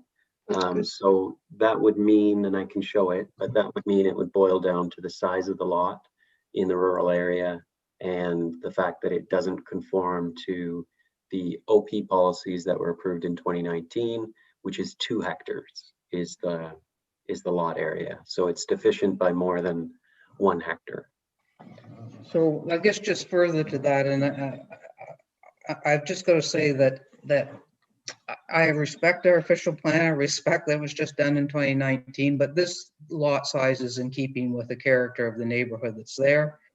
And you know what? Go into town and try to find a lot on water and sewer and build these days. So right. I'm inclined to support this application. So I've read the existing motion. I would then ask that who is Councillor Fitzgerald is proposing to put another motion on the table. And what would you think it should look like, Councillor Fitzgerald? I would say that we approve the application.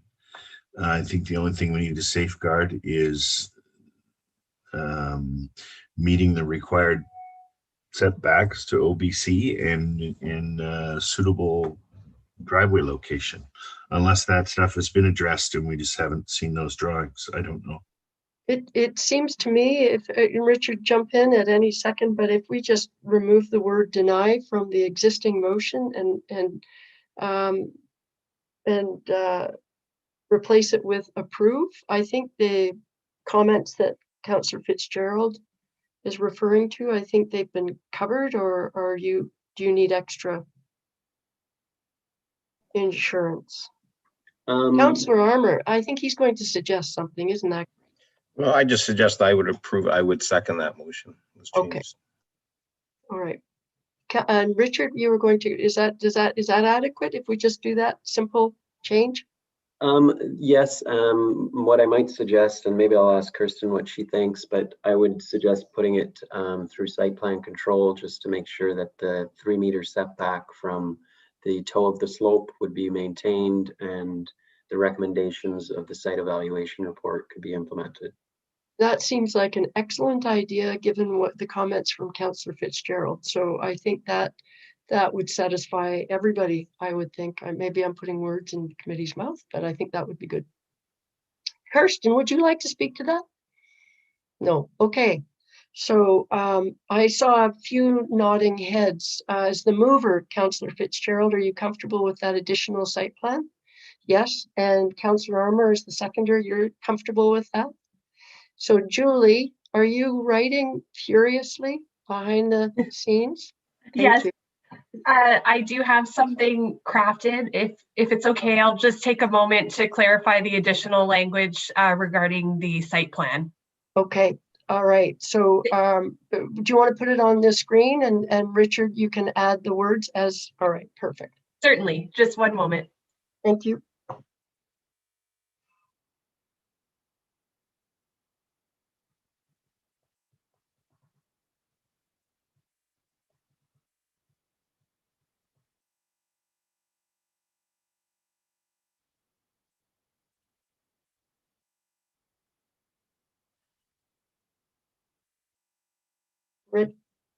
Richard, are you going to assist at this point? No, you're on your own, Julie. No, I'm going to send an email to Julie with the wording, and Perfect. I will suggest that if that's added to the bottom, Julie, we could put that on the floor.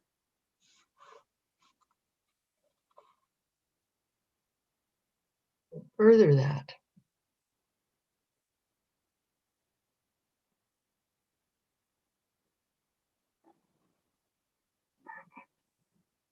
That looks good to me. How about the rest of committee? Does that look like where, yep, from the mover is saying, yes, that looks all right. Okay, so we have the motion before us, and unless there are any questions regarding this, and I can't tell because, okay, Julie's still doing stuff though.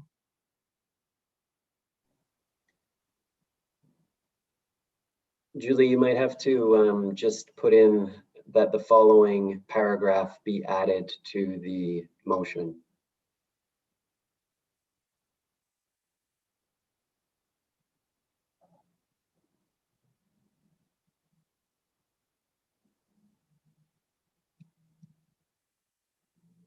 This is Sorry real to be so time. complicated. It's great. I think it's amazing. Everybody, you guys are so fast on the spot. Okay. All right, everybody, the mover is satisfied with the wording. I can't, the seconder, are you satisfied with the wording? Yep. Okay. Julie, I need to see everybody before I, okay. I am going to call the question on this amendment, on this motion. All those in favor? And that carries. Great. That was, did I read the original motion? I think I did, right? I did. Let's just say I did. Okay, I think I did. All right. So Fitzgerald. Now, Julie, do you want to put the final motion up? Yes, I'm just adding the additional language as we go. Sorry, I was just having a computer hiccup where it wasn't letting me edit the document, but I think I'm good now. Okay, perfect. Thank you. Thank you for your patience. I'm assuming Councillor Fitzgerald, you'll move the final motion and seconded by Councillor Armour, the second? Yeah, perfect.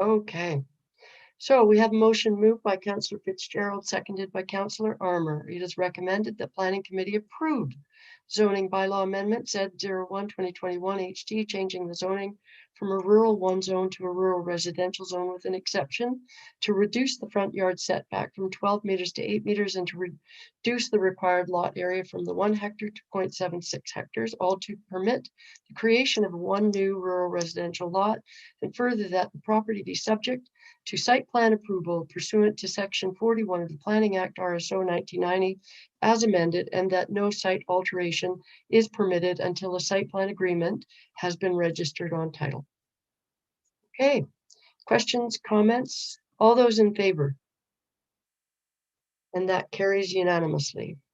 Thank you, everybody, for all of your work on that, your input and your patience. Thank you, Mr. Hines, for appearing today and spending the time with us. I believe that Sam will be moving you out of the meeting at this time. Have a good day. So with that committee, we are on to, I don't believe anybody has new business. We don't have any new business identified. And so we're going to general information. And Richard, you have a very quick update on our community climate planning permit bylaw. You've been busy today, Richard. I have, but, and thank you for that. I have been busy, but I am going to throw that one over to Kirsten to give an update on the community. Okay, all right. Thank you, Thank you, Madam Chair. Quick update, we've been trying to get the community planning permit to keep it moving while Richard has been inundated for the last few months. And we did have a couple of consultation sessions with specific groups. One was the lake associations, and the second was business owners. We invited Rotary members, BIA and chamber members to a session. We didn't have a whole lot of uptake for that one, but the lake association session was well attended. And we have sections of the new bylaw, drafts of it, that we're reviewing with the consultants now. And we're hopeful that we'll have a draft available for committee in May.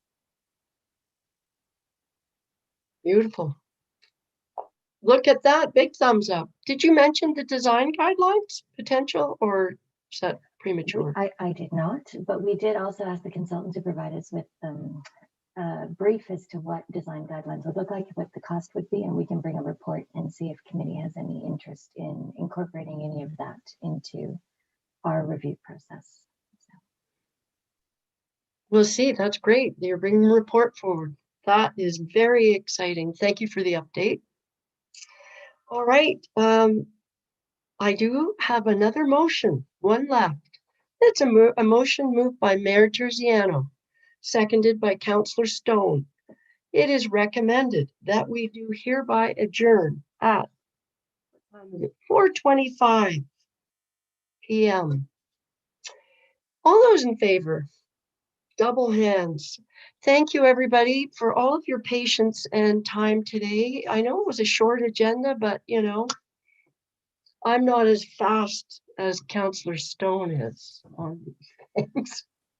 Thanks all. Have a good night. Thanks to our staff.